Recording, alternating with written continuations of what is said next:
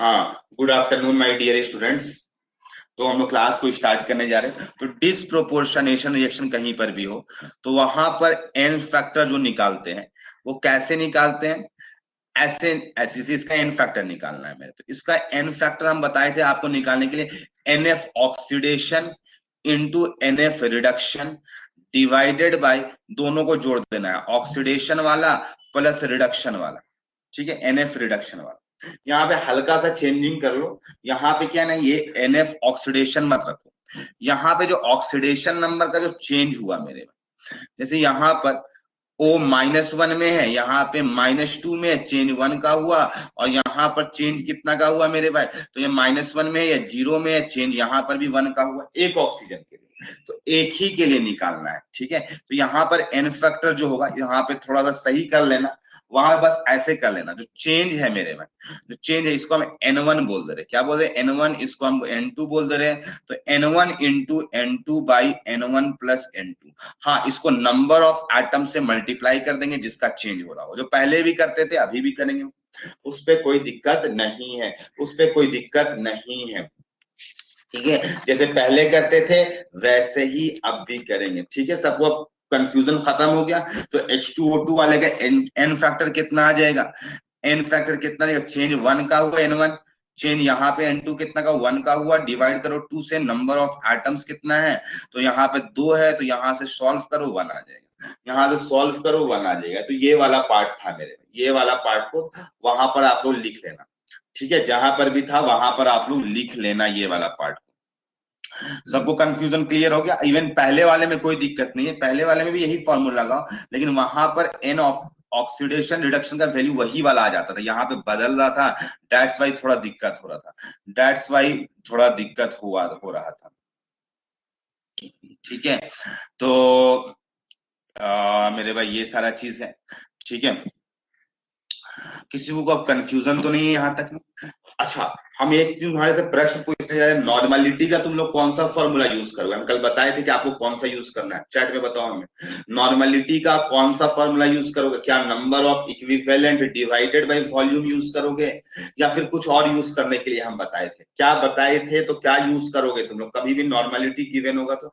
हाँ, रितु सही बोल रही है कि molarity into n factor use करेंगे। हाँ, बाकी लोग भी सब कुछ सही बोल रहा है, मोलैरिटी वाला यूज करेंगे, मोलैरिटी वाला यूज करना है आपको। ठीक है, तो ये सारी बातें हैं मेरे भाई कि नॉर्मलिटी का जो फॉर्मूला यूज करेंगे, नॉर्मल ये वाला यूज नहीं करना है यहाँ पे।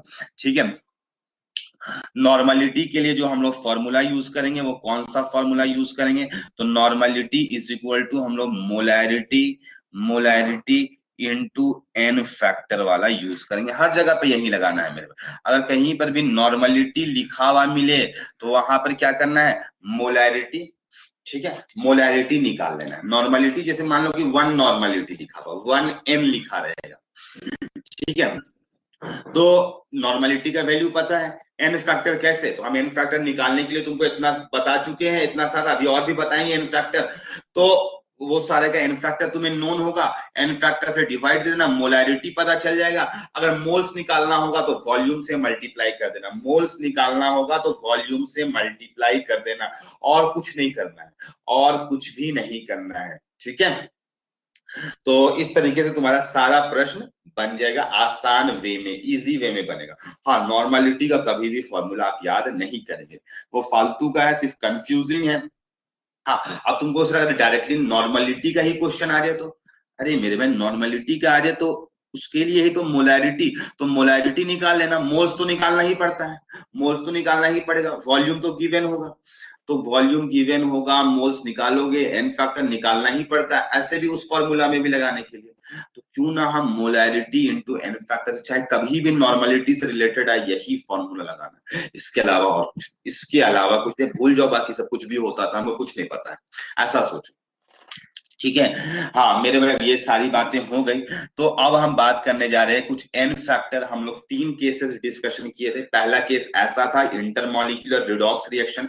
इंटरमॉलिक्यूलर मतलब एक सब्सटेंस का, एक एलिमेंट का ऑक्सीडेशन होता था और दूसरे सब्सटेंस में दूसरा एलिमेंट का रिडक्शन होता था। तो n factor change in oxidation number into उसके एटम से मल्टीप्लाई कर देते थे। केस नंबर 2 क्या चीज था? केस नंबर 2 में हम लोग देखें कि एक ही एलिमेंट में से दो एटम्स होंगे, एक ही एलिमेंट में, एक ही कंपाउंड में से दो एलिमेंट्स होंगे, दोनों का या तो ऑक्सीडेशन होगा या तो रिडक्शन होगा, तो वहां पे जितना जितना चेंज हो रहा है उसके उतना एटम से मल्टीप्लाई करके ऐड करके लिख दो, ऐड करके लिख दो। हाँ, ये सबका एक बेसिक मेथड है। एन फैक्टर कहां से आया है? तो कितना इलेक्ट्रॉन्स इन्वॉल्व्ड है पर मॉलिक्यूल, पर मॉलिक्यूल, वहीं से ये सारा हम लोग उसका इजी वे में निकाले है, ये सब निकालने का ऑक्सीडेशन नंबर चेंज से। हाँ, दूसरा चीज कि एन फैक्टर अगर निकालने के लिए हमें आता है, अगर एन फैक्टर निकालने के लिए आता है, तुम्हें पता बैलेंसिंग भी आता है। रियल मायने में तुमको बैलेंसिंग भी करने के लिए आता है। तुमको लग रहा हो कि सर हमें बैलेंसिंग नहीं आता, मेरे अभी बैलेंसिंग का एक दो एग्जांपल देंगे अभी तुम्हें, तो तुम बैलेंसिंग का तुरंत तुरंत एकदम कर लोगे। अभी हम एक दो एग्जांपल कर लेते हैं अभी बैलेंसिंग से रिलेटेड, फिर हम लोग कुछ एन फैक्टर और भी निकालने के लिए सीखेंगे। फिर हम लोग डिस्प्रोपोर्शनेशन रिएक्शन के एन फैक्टर निकालने के लिए सीखे थे। हाँ, बेसिक मेथड तो वही था कि इलेक्ट्रॉन्स निकालो। हाँ, दूसरा इसका शॉर्टकट मेथड हम लोग कैसे देखे थे? तो जिसका ऑक्सीडेशन और जिसका रिडक्शन दोनों हो रहा होगा उसका एन फैक्टर कैसे निकालेंगे? तो N1 into N2 divided by N1 plus N2। N1 N2 क्या चीज है? चेंज इन ऑक्सीडेशन नंबर्स है, चेंज इन ऑक्सीडेशन नंबर्स है, और उसको एटम से मल्टीप्लाई कर देंगे तो उसका एन फैक्टर पता चल जाएगा। बाकी तो बाकी का निकालना वो तुम आसानी से निकाल सकते हो। हाँ मेरे भाई, अब यही जो क्वेश्चन ऊपर में लिखा हुआ है ना, हम चाहते हैं इसको बैलेंस करना। तुम कहोगे सर इसको बैलेंस तो हम ऐसा ही कर देंगे, यहाँ पे सर 2 लगाइए, यहाँ पे 2 लगाइए, बैलेंस हो जाएगा। ठीक है, तुमको आता है, तुमको बैलेंस करने आता है, ये वाला तो आसान था इसलिए तुमको आता था, ये तो नॉर्मली दिख गया। लेकिन बहुत सारा केस में ऐसा नहीं कि तुम नॉर्मली तुरंत बैलेंस कर लोगे। तो अभी 2-3 हम एग्जाम्पल तुम्हारे सामने रखेंगे जिसको तुमको बैलेंस करना होगा मेरे, जिसको क्या करना होगा? बैलेंस करना होगा। आसान भाषा में बताएंगे, एकदम ध्यान से सुनना। तो बैलेंसिंग वाला पार्ट तुरंत हम लोग ज्यादा टाइम नहीं लेंगे इसमें, 10 से 15 मिनट मैक्सिमम बैलेंसिंग में देंगे हम लोग। ठीक है, तो बैलेंसिंग ऑफ रिडॉक्स रिएक्शन। हाँ, आपसे स्कूल एग्जाम में नहीं आएगा ये क्वेश्चन कि बैलेंस करो मेरे में, जेई में आएगा। आपको जेई का एग्जाम आप देना है, तो अब आपको मतलब नहीं कि आयन इलेक्ट्रॉन मेथड से कर रहे हैं कि चार्ज मेथड से कर रहे हैं, ऑक्सीडेशन नंबर मेथड से कर रहे हैं, किस मेथड से कर रहे हैं, कोई मतलब नहीं। आपको बस बैलेंस करके फाइनली कोफिशिएंट चाहिए होता है, फाइनली कोफिशिएंट चाहिए होता है। तो मेरे पहले ही ऊपर वाला ही एग्जाम्पल ले रहे हैं, ऊपर वाला ही एग्जांपल ले रहे हैं, H2O2 H2O plus O2। Late से इसका बैलेंसिंग हमें नहीं आ रहा है, नॉर्मली तरीके से नहीं आता। हाँ, इसका एन फैक्टर निकाल लेंगे मेरे में। इसका एन फैक्टर कितना है? इसका एन फैक्टर 1 आया था। इसका एन फैक्टर कितना आया था? 1 आया, अभी जस्ट निकाले थे मेरे में। इसका एन फैक्टर कितना है H2O का? इसका भी एन फैक्टर 1 आया। इसका भी एन फैक्टर कितना आया? 1 आया। इसका भी एन फैक्टर कितना आया? 1 आया। हाँ, इसका एन फैक्टर 1 आया मेरे भाई। इसका एन फैक्टर कितना आया? इसका भी चेंज 1 का था, लेकिन एन फैक्टर 2 का आया। लेकिन एन फैक्टर 2 का आया है। क्या कहते? 2 एन फैक्टर कितना का आया? 2 का आया है। ठीक, 2 का आया है। तो मेरे भाई अब क्या करोगे? तो याद करो, इसका एक बेसिक था मेरे भाई कि एन फैक्टर जब निकाल रहे थे ना, तो इसका जब N1, यहाँ पे N1 प्लस N2 आता था, याद करो जब बैलेंसिंग किए थे ना, तो यहाँ पर ये वाला एग्जांपल लिए थे हम, तुमको याद दिलाना चाहते हैं। एकदम डिफिकल्ट केस ही ले लिया। याद करो ए वाला लिए थे ना, तो N1 प्लस N2 यहाँ पे आया था, और यहाँ पर गिवन था ए, N1 प्लस था और N2 माइनस था, आपको याद आ रहा होगा। और मेरे भाई यहाँ पे जब आप लिखे थे तो यहाँ पर कोफिशिएंट आ गया था N2, यहाँ पर कोफिशिएंट आ गया था N1, आ गया था ऐसा, ऐसा ही आ गया था। तो सवाल है कि कैसे लिखे? अब इसको कैसे लिखे, इसको कैसे लिखे मेरे? तो देखो, एकदम चेंज, आराम से देखना, एकदम आराम से देखना कैसे लिखना है शॉर्टकट वे में। तो देखो, यहां से जो चेंज हो रहा था मेरे में, यहां से यहां का जो चेंज था ऑक्सीडेशन नंबर का N1 का था, यहां से ऑक्सीडेशन नंबर का चेंज कितना का था? N2 का था। तो अगर तुम अच्छे से देख पा रहे होगे तो यहाँ पर N1 प्लस N2 आया, तो ऐसा नहीं ले रहा जो चेंज ऑक्सीडेशन नंबर्स का है उसको जोड़ करके इसके लिए लिख देना है डिस्प्रोपोर्शनेशन रिएक्शन के लिए। और मेरे भाई, इसमें N1 वाला एरो है, इसमें कौन वाला एरो है? N1 वाला है। कौन सा एरो नहीं है? N2 वाला नहीं, इसके सामने N2। इसमें कौन सा एरो? N2 वाला है, N1 वाला नहीं है, तो N1 वाला लिख देना। बुझाया क्या? बोले देखो कैसे करना। वही एग्जांपल को ले रहे मेरे भाई, H2O2 वाला, H2O2 वाला। सिंस ऑक्सीडेशन नंबर तो तुम निकालते ही हो, ऑक्सीडेशन नंबर तो तुम निकालते ही हो, कैसे निकालते हो मेरे? कैसे निकालते हो इसका ऑक्सीडेशन में, तो मैं निकाल लो। इसका चेंज कितना का आ रहा था, 1 का। इसका चेंज कितना का आ रहा था मेरे भाई, 1 का आ रहा। तो कुछ नहीं करना है मेरे भाई। डिसप्रोपोर्शनेशन रिएक्शन है, इसमें दो दो एरो एक ही साथ में है, एक ही एलिमेंट पर दो एरो, तो दोनों को जोड़ दो। कितना जोड़ करके आएगा, 2 आएगा। जोड़ कर कितना आएगा, 2 आएगा। हाँ, इसमें कौन वाला एरो नहीं है, तो मेरे भाई इसमें 1 वाला एरो है, दूसरा वाला नहीं, तो ये भी 1 ही है, तो 1 तो लिखेंगे नहीं। इसके ऊपर 1 वाला एरो, इसमें कौन सा एरो नहीं है, तो ये वाला एरो नहीं है, तो इसमें भी 1 आएगा, तो लिखने की जरूरत नहीं है मेरे में। लेकिन थोड़ा सा गड़बड़ हो गया मेरे में, यहाँ पर थोड़ा सा H2O2 वाले में थोड़ा सा गड़बड़, यहाँ पे 2H2O आएगा। यहाँ पे ऑक्सीजन बैलेंस नहीं हो रहा है, यहाँ पे 2 आएगा। एक सेकंड इसको चेक करना पड़ेगा, ये वाला एग्जांपल थोड़ा सा अलग ढंग का है। ठीक है, हम तुमको दूसरा एग्जांपल पहले समझाते, Cl2 वाला। कल जो एग्जांपल ClO3 उसको भी देखेंगे, एग्जांपल नंबर 1, इसको एग्जांपल नंबर 2 देखते हैं। पहले इसको देखो अच्छे तरीके से, Cl2 वाला मेरे में। तो Cl2 वाला में देखो, यहाँ पर चेंज कितना का है, यहाँ पर चेंज ऑक्सीडेशन नंबर का कितना का है मेरे में, तो यहाँ पर तुमको चेंज के 1 का चेंज है, और यहाँ पर चेंज कितना का है, 5 का चेंज। यहाँ पर कितना का चेंज है, 5 का चेंज है। तो यहाँ पर कितना लिखेंगे, जोड़ दो मेरे भाई, तो 6 लिख दो। ठीक है, पहले एन फैक्टर निकाल लो मेरे, इसका एन फैक्टर कितना आ जाएगा, तो इसका एन फैक्टर 1 का चेंज है, तो 1 आ जाएगा। इसका एन फैक्टर कितना का आ जाएगा, 5 आ जाएगा। ठीक है, इसका भी एन फैक्टर निकाल लो, चाहो तो इसका भी एन फैक्टर निकाल लो, तुम्हारा काम बन जाएगा।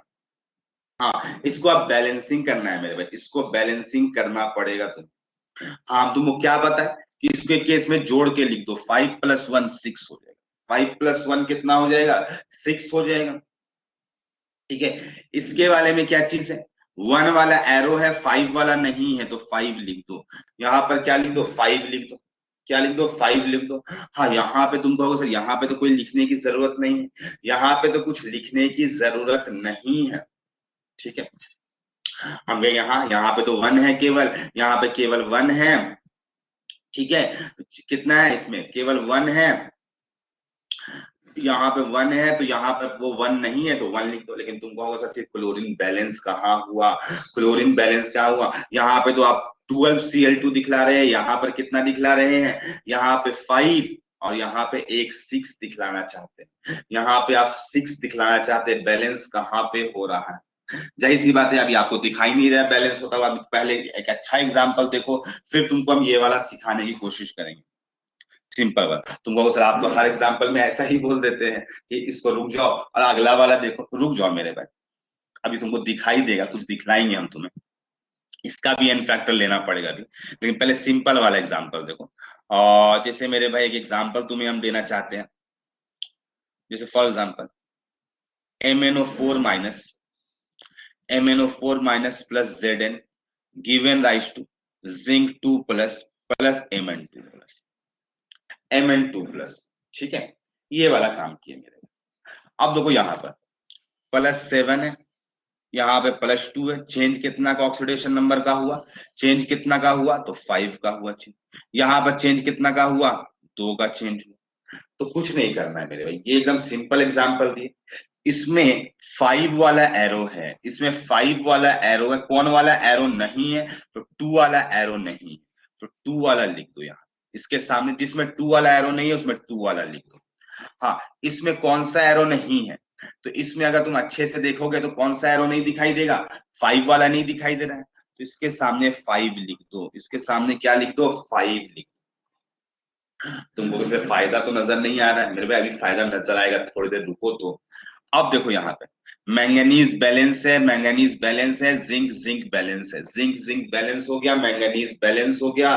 तुमको ये दिखने लगा मेरे, ये दिखने लगा। ठीक है, ये दिखने लगा। अब क्या करोगे मेरे, अब क्या करोगे, अब इसको कैसे क्या करोगे, तो मेरे पास ऑक्सीजन बैलेंस नहीं होता हुआ दिख रहा होगा, ऑक्सीजन नहीं दिख रहा होगा। तो रूल ये कहता है कि जिस साइड में ऑक्सीजन की कमी होगी, रूल को सुनना ध्यान से, जिस साइड में ऑक्सीजन की कमी होगी उस साइड में H2O, हाँ उस साइड में H2O ऐड करो। ठीक है, the side which which has deficiency of oxygen, deficiency of oxygen, add H2O। क्या करना है, ऐड करना है H2O। नोट का पॉइंट को ध्यान से देखना। अभी ये एग्जांपल भी बने एकदम सेम इसी तरीके से बनाएंगे, कोई टेंशन लेने की जरूरत नहीं है, वो भी बनेगा।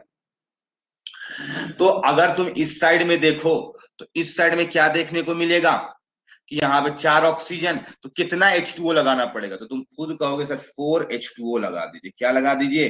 4H2O लगा दीजिए। क्या लगा दीजिए? 4H2O लगा दीजिए। तो हम कहेंगे ना तुम्हें कि तुम यहाँ पर तो ऑक्सीजन की कमी थी, इस साइड में ऑक्सीजन ज्यादा कमी थी, तो ऑक्सीजन तो तुम छोड़ दिए, लेकिन हाइड्रोजन गलती कर दिए तुम छोड़ दिए। लेकिन तुम हाइड्रोजन गलती कर दिए जोड़ करके, तुम कहोगे हाँ सही तो गड़बड़ है, बड़ा दिक्कत हो गया कि हाइड्रोजन एक्स्ट्रा आ गया मेरे पास में, हाइड्रोजन एक्स्ट्रा आ गया। तो क्या करना है, जिस साइड में हाइड्रोजन की कमी हो उस साइड में H प्लस ऐड किया जाता है। The side which has deficiency deficiency of hydrogen, add add क्या करना है वहां पर? H प्लस ऐड करना है, H प्लस। तो मेरे भाई यहां पर कितना हाइड्रोजन है? 8। इधर 0 हाइड्रोजन, क्या करना पड़ेगा? इधर 8H प्लस ऐड कर देंगे। इस साइड में क्या कर देंगे? 8H प्लस ऐड कर देंगे। और फाइनली ये रूल नंबर 1 है, ये रूल नंबर 2 है। और फाइनली क्या करो? चार्ज को बैलेंस करो, चार्ज को बैलेंस करो, चार्ज को चेक करना। क्योंकि ये जब रिडॉक्स रिएक्शन है तो चार्ज भी बैलेंस होना चाहिए, जितना लेफ्ट हैंड साइड में होगा उतना ही राइट हैंड साइड में होना चाहिए। तो यहाँ पे कितना है चार्ज? -2, 2 इंटू -1 -2 और +8, कितना चार्ज हुआ मेरे में? कितना चार्ज हुआ? 6 हुआ। कितना चार्ज हुआ? 6 हुआ, +6 चार्ज। इस साइड में कितना है? 5 2 जा 10, 5 2 जा कितना हो गया? 10 हो गया मेरे में। और यहाँ पर 2 2 जा कितना हो गया? 4 हो गया। 5 2 जा 10 हो गया और 2 2 जा 4 हो गया मेरे में। सर ऑक्सीजन बैलेंस कहाँ हुआ है? ऑक्सीजन बैलेंस नहीं हुआ। ओ सॉरी, हाँ हाँ सही बोल रहा है जुबैक, सही बोल रहा है। यहाँ पे 4 2 जा 8 है तो 8H2O लिख दो। सॉरी जुबैक, गलती कर दिए थे, यहाँ पे सही कर लेना थोड़ा। 16H प्लस लिखना पड़ेगा, यहाँ पे 16H प्लस लिख दो। ठीक है, 16H प्लस कर दो। हाँ अब चार्ज बैलेंस कर लो। -2 है और यहाँ पे +16 चार्ज है, कितना हो गया? +14 हो गया। प्लस कितना हो गया? 14 हो गया। यहाँ पे चेक करो, 5 2 जा 10, 2 2 जा 4, बैलेंस है कि नहीं? बैलेंस है, दिखाई दिया? बोलो यस या नो, बैलेंस दिखाई दिया? यस या नो? तो एन फैक्टर वाला मेथड से कैसे बैलेंसिंग करना है तुमको दिख गया होगा। बस कुछ नहीं करना है मेरे पे, जो ऑक्सीडेशन नंबर का चेंज आया या फिर एन फैक्टर तुमको पता है। ठीक है, तो एन फैक्टर को क्या कर दो? उस अपोजिट डायरेक्शन में कर दो, अपोजिट डायरेक्शन में कर दो। तो हम तुम्हें एक दो एग्जांपल अभी देते, पहले सिंपल वाला देते हैं, फिर हम तुम्हें रिडॉक्स डिस्प्रोपोर्शनेशन वाला देंगे, फिर हम तुम्हें डिस्प्रोपोर्शनेशन वाला देंगे। ठीक है, अच्छा लगेगा तुम्हें बना करके, अभी तुम्हें अच्छा लगने वाला है बना करके। ठीक है, तो एन फैक्टर से बैलेंसिंग मतलब जो निकालते थे ऑक्सीडेशन नंबर वाले से, उससे निकालो, उससे निकालो। वैसे एक और मेथड भी हम चाहेंगे तो तुम्हें सिखा देना चाहते हैं। तो एक और सिंपल मेथड हम सिखा देना चाहते हैं, बहुत आसान है मेरे में। ऐसा भी वो भी काम कर सकते हो, वो भी काम कर सकते हो। इवन पता, वो वही रियल मायने में यही वाला काम कर रहे थे, ये ऑक्सीडेशन नंबर का चेंज से मल्टीप्लाई करते थे। तो यही एक्चुअल मेथड यही है। लेकिन इसको पता है एक चीज और, कभी कभी OH माइनस आपको लिखा हुआ मिलेगा। हम तुम्हें कुछ प्रश्न देना चाहेंगे मेरे में, कुछ बैलेंसिंग या कुछ क्वेश्चन देना चाहेंगे, तो तुम इसको बैलेंस कर लोगे ना अभी, तुम वो सारा जो कंफ्यूजन है, सारा कंफ्यूजन तुम्हारा क्लियर हो जाएगा। सारा कंफ्यूजन तुम्हें कुछ क्वेश्चन देने दे रहे हैं। ठीक है, बनाना अभी जल्दी से। ठीक है, एक सेकेंड वेट करो। ठीक है, तुरंत तुम्हें क्वेश्चन, यहाँ यही मेथड से बनाना है, सिंपल मेथड है। क्योंकि एन फैक्टर निकालने के लिए तुम लोग क्या किए, इस तरीके से तुम इसी मेथड को जाने हो, ऑक्सीडेशन नंबर का चेंज से, ऑक्सीडेशन नंबर का चेंज से जाने हो, तो इसी मेथड को अप्लाई करो, इसी मेथड को अप्लाई करो। ठीक है, तो हम कुछ क्वेश्चन दे रहे हैं मेरे। ठीक है, तो अभी 3 एग्जाम्पल्स हम लोग डिस्कशन किए। एग्जाम्पल नंबर 4 बनाना तुम लोग आराम से बनाना, कोई जल्दीबाजी नहीं, ऑक्सीडेशन नंबर का चेंज निकालो।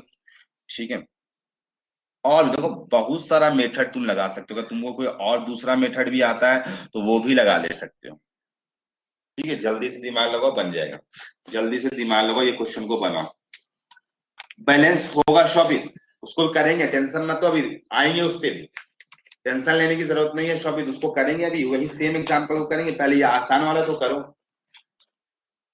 ठीक है, हमें बताना फाइनली, लिख के चैट में बताना, थोड़ा जल्दी बताना मेरे, जल्दी बताना, लेट नहीं करने का, उसको भी करेंगे। ठीक है,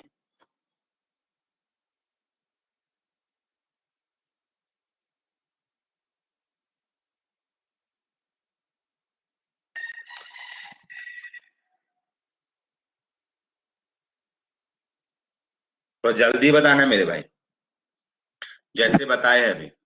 ऋषिकेश रेज कर रहा है, क्या हुआ ऋषिकेश, बोलूं?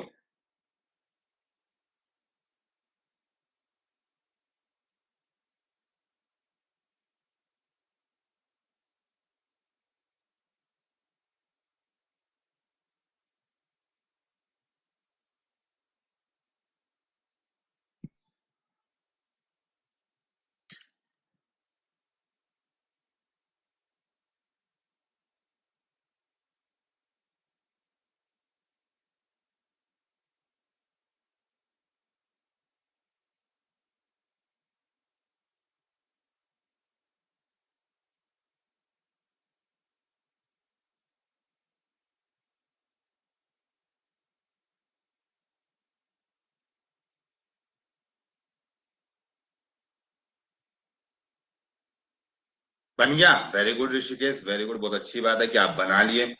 ठीक है, और तो क्या क्या क्या आया, क्या कोफिशिएंट आया, लिख दो, कोफिशिएंट लिख दो इन लोग का। अगर एच प्लस आया तो लिखो किस साइड में एच प्लस आया, चैट में बताओ, तब हम देख पाएंगे।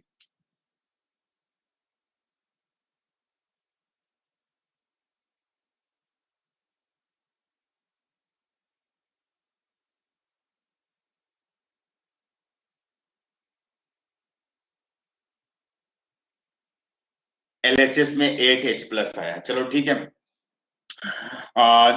जैसा ये बता रहा है उस हिसाब से सही लग रहा है हमें, उस हिसाब से हमें सही लग रहा है। ठीक है, 8H+ ही आना चाहिए, कुछ 16H+ भी आएगा तो कोई दिक्कत नहीं है, कि बैलेंसिंग का बहुत सारा मेथड होता है, तो उसमें सबका मल्टीप्लाइड हो सकता है, सबका मल्टीप्लाइड हो सकता है। तो +7 से +2 में गया, चेंज कितना का है मेरे भाई, 5 का है। यहाँ पर आपको चेंज याद हो गया होगा, 1 का चेंज होता है, 1 का चेंज होता है। तो हम क्या बताए, तुम्हें कुछ नहीं करना है मेरे भाई, जो ऑक्सीडेशन नंबर का चेंज जिसमें एरो मारा हुआ उसको छोड़ दो, बाकी वाले में वो लिख दो नंबर, तो 5, और यहाँ पर उस पर एरो नहीं ये वाला, तो 5 लिख दो, 5 5 लिख दो। क्या बताए, जो ऑक्सीडेशन नंबर का चेंज है वो लिख दो, वो लिख दो। ठीक है, अब क्या करो, अब क्या करो, इसका वाला 1 और इसका वाला 1 है तो रहने दो, 1 है रहने दो, इससे कोई टेंशन लेने की, 1 लिखते नहीं। हाँ, कोई बोलेगा सर हम यहाँ पे गलती से 10 लिख दिए, तो मेरे भाई इसका मतलब तुम 2 से यहाँ मल्टीप्लाई किए तो 2 से यहाँ भी मल्टीप्लाई करना पड़ेगा। अगर तुम सबको अगर ऊपर को 10 लिखे हो, इसको 10 कर दिए हो, तो यहाँ भी तुमको क्या करना पड़ेगा, दुगना से मल्टीप्लाई कर देना होगा, बस यही सिस्टम। हाँ, अब क्या करेंगे, जब ये वाला काम हो गया, ये जो ऑक्सीडेशन नंबर का चेंज था, अब क्या करना है, ऑक्सीजन है उसको पहले बैलेंस करना है, पहले ऑक्सीजन को बैलेंस करना है। तो यहाँ पे गिनो 4 ऑक्सीजन, यहाँ पे 24 ऑक्सीजन है, यहाँ पे कितना 10 है, तो मेरे पास जाहिर सी बात है 14H2O तुम लगाना पड़ेगा, जैसा हमें लग रहा है 14H2O लगाना पड़ेगा। ठीक है, एक बार फिर से गिन लेते हैं, 4 + 5 4 = 20, 5 2 = 10, तो 14H2O लगाना पड़ेगा। 14H2O इधर लगाए मेरे पास, अगर 14H2O इधर लगाए हैं, ठीक है, 5 4 = 20, 24 है, 10 है, तो 14 लगाना पड़ेगा। तो यहाँ पर हमको हाइड्रोजन कितना लगाना पड़ेगा, 28H+ लगाना पड़ेगा। ठीक है, सही चल रहा है, 28H+ लगाना पड़ेगा। अब हमें देखना पड़ेगा चार्ज बैलेंस है, ऑक्सीजन बैलेंस है, सब कुछ बैलेंस है या नहीं है, अब ये चेक करना पड़ेगा हमें। ठीक है, हम सही कर रहे हैं ना, एक बार ऋषिकेश देख लो, 4 है, 5 4 = 20 है, तो कितना होगा, 24 होना चाहिए, यहाँ पे 5 2 = 10 है। ठीक है, लेकिन कार्बन बैलेंस नहीं हुआ है मेरे में, कार्बन बैलेंस, यस, यही गलती हो रहा था, कार्बन बैलेंस नहीं हुआ। ठीक है, कार्बन बैलेंस हुआ ही नहीं, तो बड़ा दिक्कत है मेरे में। तो अगर 8H+ आ रहा तो फिर गलती हो जाएगा उस केस में, क्योंकि हमको देखना पड़ेगा कार्बन बैलेंस हुआ कि नहीं हुआ। तो तुमको वो सर तो बड़ा कंफ्यूजिंग मेथड है, बड़ा कंफ्यूजिंग मेथड है, कहीं पर काम कर जाता है, कहीं पर काम नहीं करता है। हाँ मेरे भाई, थोड़ा सा आसान मेथड है तो कंफ्यूजिंग भी होगा ही। तो तुमको फिर कार्बन को बैलेंस करके देखना पड़ेगा, कार्बन को क्या करना पड़ेगा, बैलेंस करके देखना पड़ेगा। तो यहाँ पे 5 टू 10 कार्बन है, लेकिन यहाँ पे 5 ही कार्बन है, तो तुमको यहाँ पे सोचना पड़ेगा कि हमको कार्बन बैलेंस हुआ कि नहीं। तो 10 लिखना पड़ेगा, 10 लिखना पड़ेगा। तो यहाँ पर अब कितना H2 ऐड करना पड़ेगा, 5 4 जा 20 और यहाँ पर भी 20। तो यहाँ पर केवल ये वाला 4H2 ऐड करना होगा तो 8H प्लस आएगा, 8H प्लस आएगा। लेकिन हाँ, तुमको लग रहा होगा नहीं सर ये तो बड़ा कंफ्यूजिंग मेथड है, बहुत दिक्कत हो रहा है हमें बैलेंसिंग करने में। तो ये आसान कहाँ लग रहा है हमें, आसान तो नहीं लग रहा है। यस, तुम कह सकते हो कि सर उतना भी आसान नहीं, लेकिन इससे भी डिफिकल्ट, और सारे मेथड इससे भी डिफिकल्ट है। तो 8H प्लस, अब चार्ज बैलेंस कर लो, तो 10 माइनस और यहाँ पे 11 माइनस, तो टोटल कितना माइनस हो गया यहाँ पे, सब देख लो एक बार बैलेंसिंग हो चुका है कि नहीं हुआ है। यहाँ पे 1 माइनस, यहाँ पे 5 टू जा 10, तो 10 माइनस, तो 11 माइनस है और 8 प्लस है, 8 प्लस है, तो कितना हो गया, -3 हो गया, -3 हो गया। और इधर चार्जेस +2 है, तो मेरे भाई यहाँ पे बैलेंसिंग में कुछ ना कुछ एरर है, कुछ ना कुछ चार्ज में अगर गेम हुआ है, अगर चार्ज में कुछ गलत आ रहा है, इसका मतलब इस बैलेंसिंग में कुछ ना कुछ तो गड़बड़ है, इस बैलेंसिंग में कुछ ना कुछ तो गड़बड़ है। तुमको सर अब उस चार्ज को कैसे बैलेंस करें, श्रुति करी ऑक्सीजन बैलेंस नहीं हुआ है। 5 4 जा 20, यहाँ पे 4 24, यहाँ पे 10 2 जा 20, यहाँ पे 4, तो 4 + 20 24 बैलेंस है, ऑक्सीजन बैलेंस है। ठीक है, तो एक तरह से हमें दिखाई दे रहा है कि ये मेथड फेल हो रहा है मेरे भाई। तो इसी का हम थोड़ा सा, लेकिन ये मेथड फेल नहीं होना चाहिए था, कुछ शायद हम गलती कुछ कर रहे हैं। अगर आप लोगों को कुछ दिख रहा है तो आप लोग बता सकते हो, अगर आप लोगों को कुछ दिख रहा है मेरे भाई तो बता सकते हो। ठीक है, और नहीं तो एन फैक्टर वाला से काम करो। कैसे करोगे एन फैक्टर वाले से, C2O4 2 माइनस है, यहाँ पर Mn2 प्लस है और यहाँ पर CO2 है। एन फैक्टर वाला से काम करो मेरे भाई। इसका एन फैक्टर कितना है, इसका एन फैक्टर 5 है, इसका एन फैक्टर 2 है, इसका एन फैक्टर 5 है, इसका एन फैक्टर कितना है, इसका एन फैक्टर 1 है। और ऐसे एरो मार दो, Mn से Mn2 प्लस गया है और इससे इस पे गया है, इस पे इससे इसमें गया है। ठीक है, अब तुम कर सकते हो कि सर इसका एन फैक्टर 5 है, इसका भी एन फैक्टर 5 है, लेकिन इन लोग दोनों का एन फैक्टर अलग अलग है। तो क्या करना है, अगर इस दोनों का चेंजिंग हुआ है तो इस दोनों का एन फैक्टर एक दूसरे से मल्टीप्लाई, इसका 1 तो इसको 1 लिख दो आगे, इसका 2 तो इसके आगे 2 लिख दो। हाँ, इसको चाहो तो तुम इसमें भी 5 लिख सकते हो, इस पे चाहो तो इसमें भी 5 लिख सकते हो, इसमें भी 5 लिख सकते हो। ठीक है, मेरा अब देखो अच्छे तरीके से, तो तुमको अब दिखाई देगा कि एटम्स बिल्कुल अच्छे तरीके से बैलेंस हो चुका है, एटम्स अच्छी तरीके से बैलेंस हो चुका है। ठीक है, यहाँ पे 2 कार्बन है, यहाँ पे भी 2 कार्बन है, Mn यहाँ पे 1 है, Mn यहाँ पे 1 है। हाँ, यहाँ पे तुम 5 5 लिख सकते हो दोनों में, लेकिन फिर कोई सेंस नहीं बनता है। अब देख रहे हैं, इस मेथड को ट्राई करते हैं, देखते हैं सही हो जाएगा तो अच्छी बात, नहीं होगा तो फिर कुछ एक फाइनल वही वाला मेथड तुम्हें सिखाएंगे। वैसे ये एन फैक्टर वाले मेथड से भी हो जाना चाहिए मेरे। अब देखो यहाँ पर ऑक्सीजन को देखो, यहाँ पर कितना ऑक्सीजन है, 4 प्लस कितना हो गया 4, 8 ऑक्सीजन है टोटल, यहाँ पे 4 ऑक्सीजन है, तो यहाँ पर क्या ऐड करना पड़ेगा, 4H2O ऐड करना पड़ेगा, यहाँ पर 8H प्लस ऐड करना पड़ेगा, यहाँ पे 8H प्लस ऐड करना पड़ेगा। चार्ज अगर बैलेंस हो गया मतलब ये रिएक्शन का बैलेंसिंग सही है। तो यहाँ पे चार्ज कितना है, -2 -1 -3 चार्ज है, और यहाँ पे +8 है, टोटल कितना चार्ज हो गया 8, और यहाँ पर -6 +5 चार्जेस हो गया। यहाँ पे टोटल चार्जेस कितना है, यहाँ पे टोटल चार्जेस कितना है, +2 है। इसका मतलब यहाँ पे कुछ ना कुछ एरर हो रहा है। ठीक है, कुछ ना कुछ एरर हो रहा है। ठीक है, एक सेकंड, हम इसको वीडियो रिकॉर्डिंग को हम ऑफ करते एक बार, पहले हमको सोचने दो अच्छे तरीके से, फिर तुम्हें हम बता देखो माय डियर स्टूडेंट्स, तो यहाँ पे थोड़ा सा भी कंफ्यूजन हो रहा था क्योंकि ये आसान मेथड, अब इसलिए तुमको यही मेथड अभी फिर से सिखाने जा रहे हैं। तो क्या करना है ना, एन फैक्टर का रिएक्टेंट्स का निकालना है।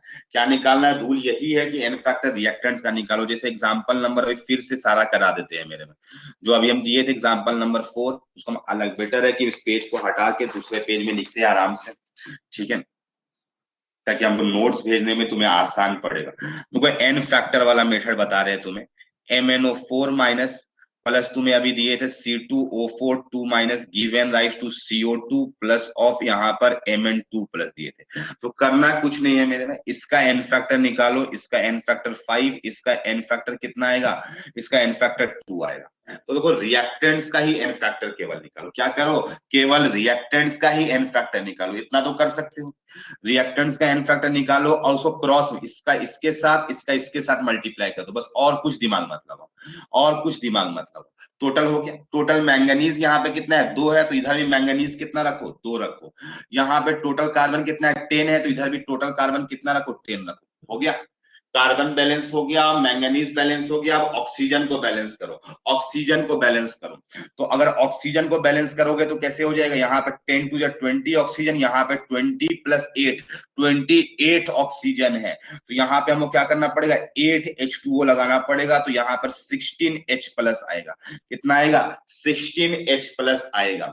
हाँ अब देखो चार्ज बैलेंस हो गया कि नहीं, तो -2 और -10, -12 तो +16, +16 कितना हो जाएगा, -12, -12 +16 4 हो जाएगा, +4, यहाँ पे +4 है, बैलेंस हो गया। सबको समझ में आया, यस या नो, चार्ट पे जवाब दो। ये आसान मेथड है कि नहीं, ये भी बताना हमें, ये आसान मेथड है कि नहीं। तो हम चाहेंगे तो तुमको बहुत लंबा मेथड सिखा देंगे, लेकिन कितना आसान लगा ये वाला, कितना आसान है, इसलिए तुमको चाहते थे ये वाला मेथड सिखाना।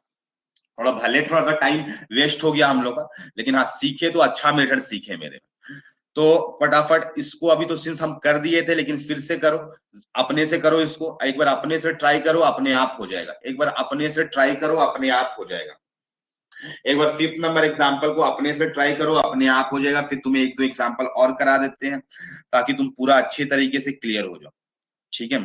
6th number example, CrO2 minus given rise to Cl minus plus CrO4 2 minus. इसको भी बैलेंस करो, आराम से करो, कोई जल्दीबाजी नहीं है मेरे भाई। अच्छा लगेगा तुम्हें बना करके, तुम्हें अच्छा लगेगा बना करके, ठीक है। हम 3 एग्जांपल्स अभी तुम्हारे सामने रखे, अगर ये बैलेंसिंग तुम सीख गए तो सारा बैलेंसिंग हो जाएगा। हाँ डिस्प्रोपोर्शनेशन वाला भी सिखाएंगे, तब तक इसको करो। हम डिस्प्रोपोर्शनेशन वाला एक बार सोच लेते हैं कि उसमें कहाँ पे एरर हो रहा था, ठीक है। सिंस आपको डिस्प्रोपोर्शनेशन का भी एग्जाम्पल आ सकता है एग्जाम, तो आप लोग जल्दी से इस दोनों क्वेश्चन को बनाओ, है ना, फिर हम आपको बताएंगे डिस्प्रोपोर्शनेशन वाला।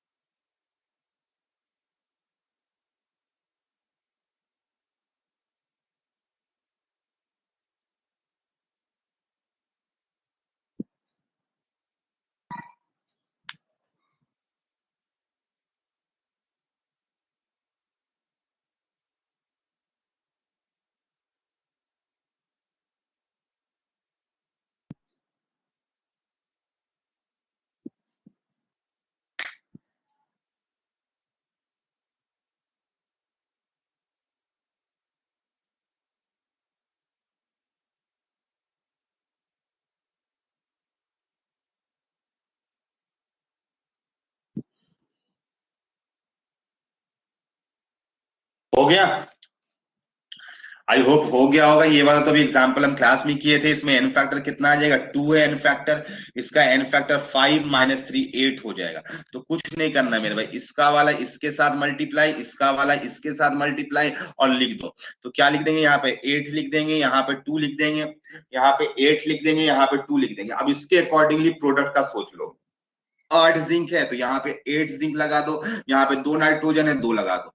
अब क्या करो, ऑक्सीजन टोटल 6 ऑक्सीजन है, तो यहाँ पर 6H2O लिख दो। यहाँ पे टोटल हाइड्रोजन 6 टू 12 प्लस 8 20 हो गया, 20H प्लस लिखना पड़ेगा। अब चेक कर लो चार्ज बैलेंस्ड है कि नहीं, चार्ज बैलेंस है कि नहीं। तो 20 -2 18 हो गया, यहाँ पे 16 + 2 18 प्लस हो गया। सबको आगे समझ में, इसका बताओ तो ClO माइनस में क्या क्या आएगा, जल्दी से कोई बता सकता है क्या हमें।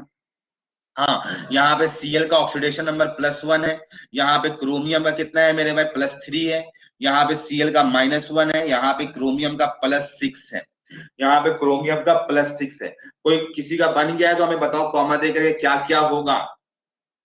तो इसका एन फैक्टर कितना हो गया, +1 से -1 2 का चेंज है। इसका एन फैक्टर कितना का है मेरे भाई चेंज, तो 3 से 6 है तो 3 का चेंज है, 3 का चेंज है ना।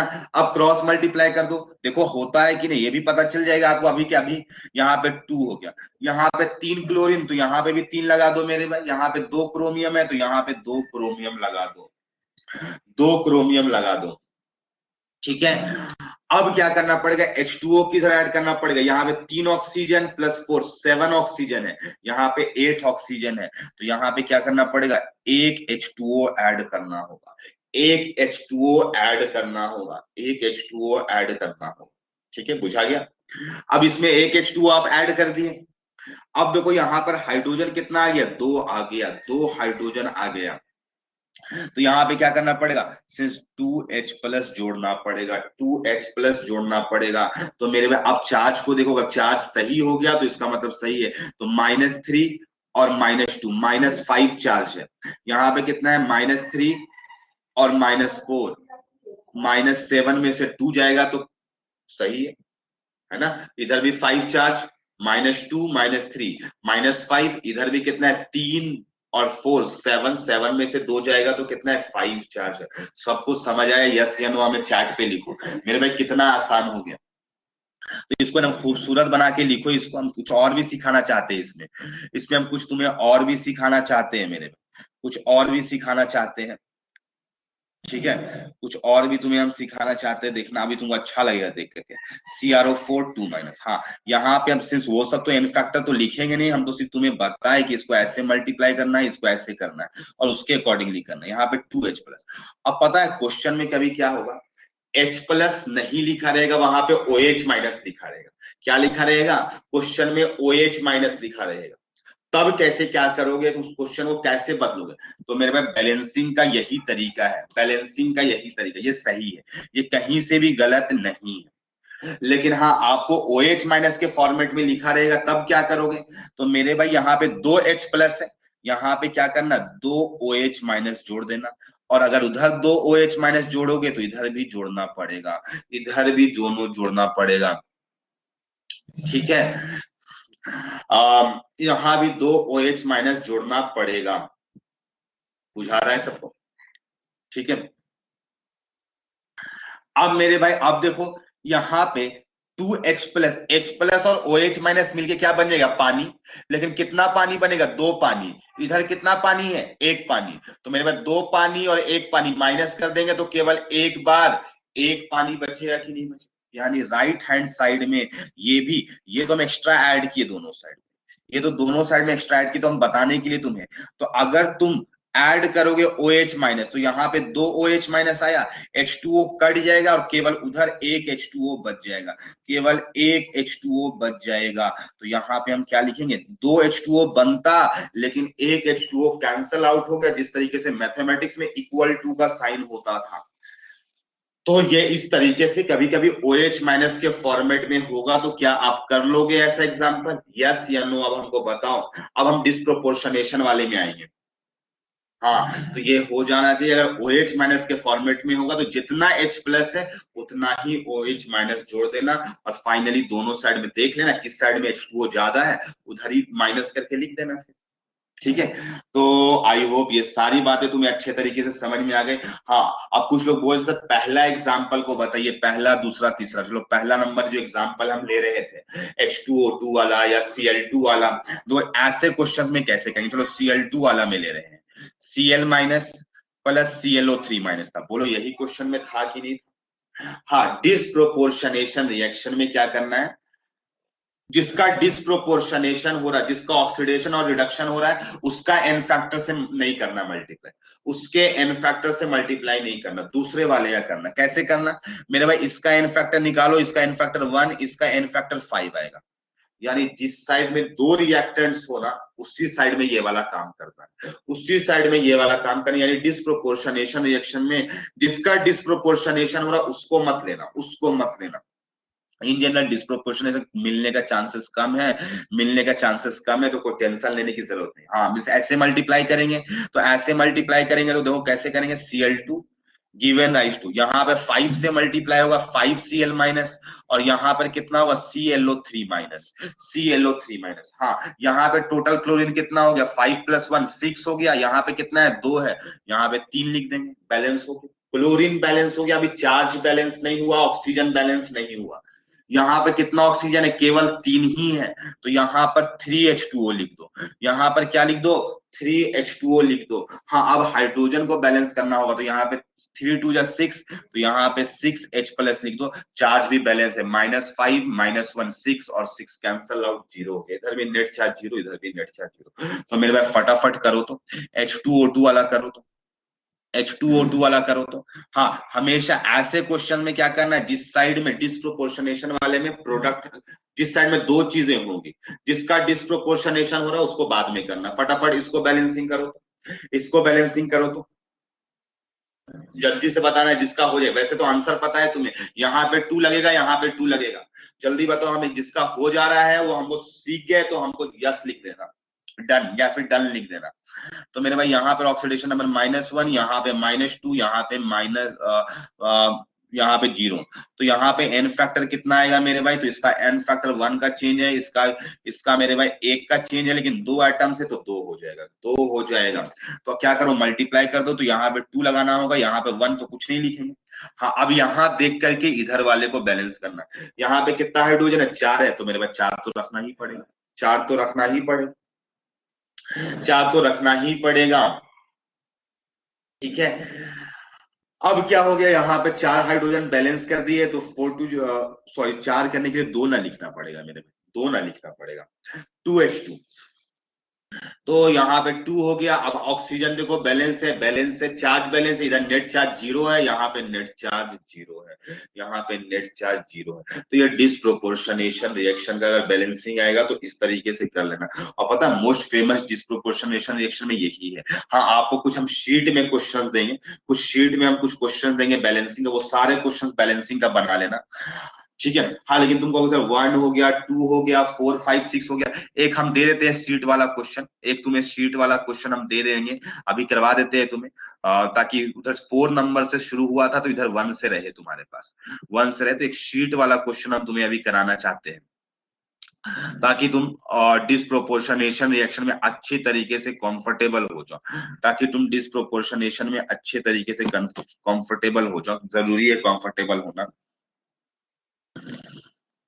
ठीक है। मेरे पास सल्फर है, और यहाँ पे ना OH माइनस लिखा हुआ, ये OH माइनस बाद में आया होगा, बाहर का OH माइनस है जो नहीं बताए थे अभी, H+ और OH माइनस को बैलेंस करने के H2O बनाने के लिए आता है, वो वाला है, तो इसको बाहर रखना, H2 माइनस है प्लस H2O3 2 माइनस है, और यहाँ पे कुछ H2O लिखा हुआ है, ठीक है। मतलब आपको OH माइनस वाले फॉर्मेट में करना है, तो कोई बड़ा चीज नहीं है मेरे, कर लेते हैं फटाफट। अलग से उस OH माइनस को भी हटा दो, वो तो बाद में लेकर के आएंगे, H2O3 2 माइनस, तो यहाँ पर अगर सल्फर का ऑक्सीडेशन नंबर निकालोगे तो +2 है, यहाँ पे तो दिख रहा है -2 है, यहाँ पे 0 है, तो इसका एन फैक्टर कितना होगा 2 हो जाएगा, यहाँ पे एन फैक्टर इसका भी कितना हो जाएगा, डिस्प्रोपोर्शनेशन है इसका 2, चेंज 2 का है, लेकिन एटम्स 2 है तो 4 हो जाएगा। एक बार हम वीडियो को ऑफ करके ऑन कर देते हैं, ठीक है, बहुतों का शायद वीडियो पॉज हो गया है, तो हम वापिस ऑफ करके ऑन कर दे रहे हैं, तो कंफ्यूजन नहीं होगा, ठीक है। वीडियो ऑन ऑफ करके हम ऑन कर दिए तो सबके पास सामने में आ जाएगा, सबके सामने में आएगा। सल्फर है मेरे में H2 माइनस और H2O3 माइनस 2 माइनस में कन्वर्ट हुआ, ठीक है, H2O3 2 माइनस में कन्वर्ट हुआ। हाँ अब सिंस हम क्या बताए कि यहाँ पे 4 लिखो, यहाँ पे 2 लिखो, यहाँ पे 4 लिखो, यहाँ पे 2 लिखो, लिख दी, जो है सो, जो है सो है लिख दो, मत करना सर यहाँ पे तो कॉमन भी ले सकते थे, 2 ले सकते थे, कोई मतलब नहीं हमें, अभी नहीं लेने का मन कर रहा हमें, तो यहाँ पे कितना हो जाएगा सल्फर, 8 सल्फर हो जाएगा, 8 सल्फर हो जाएगा, कितना हो जाएगा 8 सल्फर हो जाएगा, ठीक है। हाँ तुम कह सकते हो सर सबसे कॉमन ले लेंगे 2, तो ले सकते हो, कोई दिक्कत नहीं, आपको वैसे भी बैलेंसिंग तो बहुत तरीके से होता है, कोई दिक्कत नहीं, ये भी सही है। अब क्या करेंगे, अब यहाँ पर देखो, यहाँ पर कितना ऑक्सीजन एक्स्ट्रा हो गया, 2 3 जा 6 हो गया, तो यहाँ पर हमें कितना लिखना पड़ेगा, 6H2O लिखना पड़ेगा। और इधर अगर 6H2O लिखोगे तो मेरे में हाइड्रोजन आएगा, कितना हाइड्रोजन आएगा, 6 2 जा 12H प्लस, तो यहाँ पे 12H प्लस लिखना पड़ेगा। अब पहले चेक करो बैलेंस तो हो चुका है। हाँ, OH माइनस के फॉर्मेट में बाद में कर लेंगे, तो बाद में कर लेंगे। तो पहले यहाँ पर देखो चार्जेस बैलेंस है, इधर नेट चार्ज 0, 4 2 जा 8, 2 2 जा 4, तो 8 4 12, तो कैंसल आउट हो गया, नेट चार्ज 0 है, मतलब बैलेंस हो चुका है। अब क्या करो, यहाँ पे लिख दो ले जाकर के 8 सल्फर, यहाँ पे क्या लिखो 4 सल्फर लिख दो, यहाँ पे क्या लिख दो 2 लिख दो। हाँ, अब OH माइनस, तो यहाँ पे कितना OH माइनस ऐड करना पड़ेगा, 12 12 OH माइनस ऐड करना पड़ेगा। लेकिन यहाँ 6H2O पहले से है, तो कितना H2O बचेगा, 6H2O बचेगा। क्या बचेगा, 6H2O बचेगा। लेकिन 12 OH माइनस इधर ऐड हुआ था, तो 12 यहाँ पे भी आएगा। हाँ, फाइनली अगर तुम्हें कुछ कॉमन दिखाई देगा तो कॉमन ले सकते हो, अगर नहीं दिखाई दे तो नहीं लेना। यहाँ पे दिखाई दे रहा है तो ले सकते हो, वैसे ये भी सही है, ये भी सही है। अब हमको बताओ कि बैलेंसिंग में किसी भी तरीके का कोई कंफ्यूजन रह गया तो पूछ लो, अदरवाइज हम अब दूसरे टॉपिक की तरफ शिफ्ट कर रहे हैं। जल्दी से बताओ चैट पे,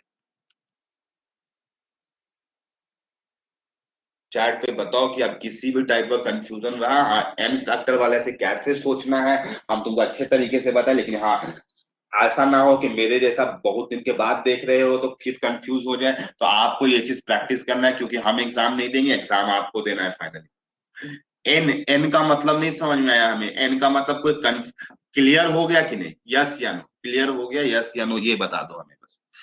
ठीक है, नो डाउट, अच्छा एन का मतलब नो डाउट है, चलो ठीक है। तो आई होप इस तरीके से ही बनाना, ये बहुत आसान मेथड बताई, इस पे कोई टेंशन नहीं है। और सिंस आपको वैसे भी स्कूल एग्जाम नहीं देना है, जो आपको आयन इलेक्ट्रॉन मेथड और ये मेथड चाहिए, हाँ उससे भी बैलेंस होता है, उससे भी बैलेंस होता है मेरे। लेकिन आपको एकदम सिंपल मेथड बताए, थोड़ा सा राइट साइड में हल्का ब्लर होगा तो उसको हम कैमरा थोड़ा सेट कर लेते हैं मेरे में।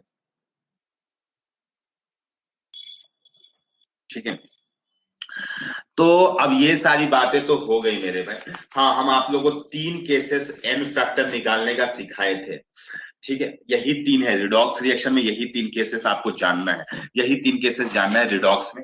अब हम लोग एन फैक्टर निकालने के लिए हम तुम्हें जो सिखाने जा रहे हैं एन फैक्टर, वो दरअसल वो जो है वो किसके बारे में सिखाएंगे, नॉन रिडॉक्स के बारे में। हाँ, नॉन रिडॉक्स को आपको ऐसे बैलेंसिंग नहीं करना होता है। तो n factor for non non redox reaction, non redox reaction, n factor निकालना है आपको नॉन रिडॉक्स रिएक्शन का। ठीक है? तो नॉन रिडॉक्स रिएक्शन का किसको कहते हैं। अच्छा, यहाँ पे एन फैक्टर निकाल के हम इक्विवेलेंट कॉन्सेप्ट को लगाना है कि नहीं लगाना है बाद में, तो वो सारी बात तो अभी हम करेंगे। तो सबसे पहले हम इसके नीचे एक लाइन लिख रहे हैं, तो ऐसा क्वेश्चन में जहां पर रिडॉक्स रिएक्शन नहीं होगा तो better to use mole concept, mole concept. ठीक है, रेदर देन इक्विवेलेंट कॉन्सेप्ट। मतलब तुमको क्या समझ में आया, इस लाइन का मतलब तुमको क्या समझ में आया, इस जो लाइन अभी हम ग्रीन पेन से तुम्हारे सामने लिखी, इसका लाइन का मतलब तुम क्या समझ रहे हो। ऐसे क्वेश्चन से रहा जहां पे नॉन रिडॉक्स रिएक्शन रहेगा वहां पे तुम कैसे बनाओगे सवाल को, इक्विवेलेंट लगा के बनाओगे या मोल लगा के बनाओगे, क्या करना है, क्या लिखने का मतलब मेरा क्या हुआ। हाँ, मोल कॉन्सेप्ट लगा के आप सवाल बनाइएगा। लेकिन अब तुम्हारा डाउट आएगा कि सर फिर आप पढ़ा क्यों रहे हो, हमको जब मोल लगाना है तो हमें तो बैलेंसिंग करने के लिए अच्छे से आता है। यस, तुम्हें बैलेंसिंग करने के लिए आता है, लेकिन पता है नॉर्मलिटी निकालने के लिए याद करके जानते हो, जेई तुम्हें बेवकूफ बनाएगा। बेवकूफ बनाएगा कैसे, तो क्या करेगा, तुमको नॉर्मलिटी निकालने पूछ देगा, लेकिन और नॉर्मलिटी का फॉर्मूला में मोलैरिटी इंटू एन फैक्टर है, तो एन फैक्टर तुमको चाहिए ही चाहिए। मतलब ऐसा सोचो, एन फैक्टर चाहिए तो चाहिए, उसके बिना तुम नॉर्मलिटी नहीं निकाल सकते। तो इसीलिए हमको एन फैक्टर निकालने के लिए सीखना है। ठीक है, हाँ, अगर नॉर्मलिटी का क्वेश्चन आया तो जरूर एन फैक्टर निकालना पड़ेगा, और अगर नॉर्मलिटी का नहीं आया तो आप इक्विवेलेंट कॉन्सेप्ट को नहीं लगा करके मोल कॉन्सेप्ट को लगाएंगे, क्योंकि यहाँ पर मोल कॉन्सेप्ट लगाना ज्यादा इजी पड़ेगा, ज्यादा इजी पड़ेगा। ठीक है, इसमें नंबर 1 बात करेंगे फॉर एसिड एंड बेस, और एसिड और बेस के लिए हम बात करेंगे। तो मेरे भाई एसिड और बेस के लिए जो एन फैक्टर होता है is equal to number of H plus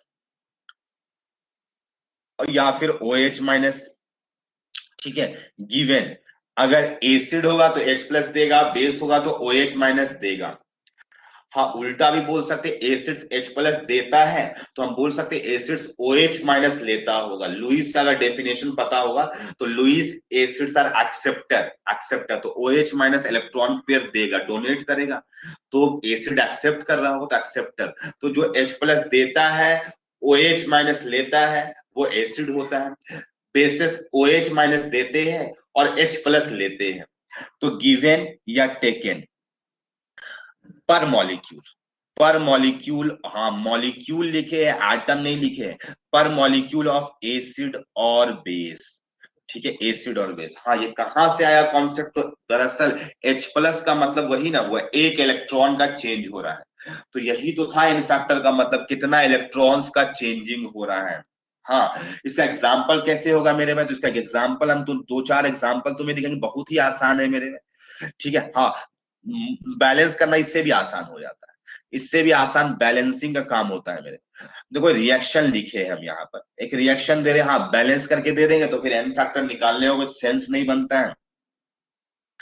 Na2HPO4 plus H2, हाँ बैलेंस तुम करके आराम से बना सकते हो कि सर यहाँ पे H3PO4 है, यहाँ पे दो नाइट्रोजन सोडियम हो गया तो यहाँ पे 2 लगा दीजिए, यहाँ पे 2H2O लगा दीजिए तो बैलेंस हो गया। तो मोल, अगर इसका 1 मोल तो इसका 2 मोल, तो इसका इस तरीके से लगा लोगे मोल कौन। इसलिए हम क्या बोले कि अगर मोल से रिलेटेड कुछ क्वेश्चन आ गया तो मोल कॉन्सेप्ट लगाइए, इक्विवेलेंट लगाने की जरूरत नहीं है। हम इक्विवेलेंट तभी लगाएंगे जब आपको नॉर्मलिटी का क्वेश्चन पूछ लिया जाएगा, तब लगाना पड़ेगा, अदरवाइज जरूरत नहीं है। हाँ, अब यहाँ पर देखो, यहाँ पर H3PO4 का यहाँ पे हमको एन फैक्टर निकालना है। तो बताओ तो कितना H प्लस दिया मेरे NaOH के साथ में रिएक्शन के दौरान, कितना H प्लस दिया? तो तुम्हें दिखाई दिया सारा नहीं दिया, 2 ही दिया, एक H तो रह गया। तो इसका एन फैक्टर जितना H प्लस देगा वो एन फैक्टर हो जाएगा, जितना H प्लस देगा उतना एन फैक्टर हो जाएगा।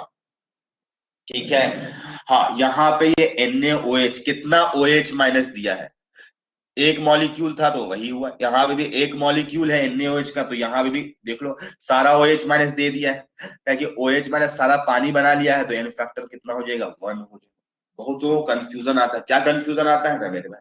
कंफ्यूजन कहाँ पे आता है? बहुतों को लगता है कि सर यहाँ पे NaOH एक है, यहाँ पे सोडियम 2 है, तो यहाँ पे 2 लिखना चाहिए, यहाँ पे जो 2 लिखना चाहिए, लिखना तो चाहिए मेरे। तुमको भी लग रहा हो कि हाँ सर आप गड़बड़ बता दिए क्या? नहीं मेरे भाई, तो 2 NaOH कितना OH माइनस देता? तो 2 OH माइनस देता, तो यहाँ पे 2H2O लिखते, तो 2 OH माइनस मिलता, कितना NaOH? 2 NaOH मिलकर के 2 दे देता, तो 1 हो गया ना। देख लो इसका NaOH का OH माइनस गायब हो गया, तो सीधा बोलो कि पूरा पूरा एक OH माइनस रिलीज करिए, एक से ज्यादा थोड़ी ना रिलीज कर सकता है, एक से ज्यादा थोड़ी ना रिलीज कर सकता है।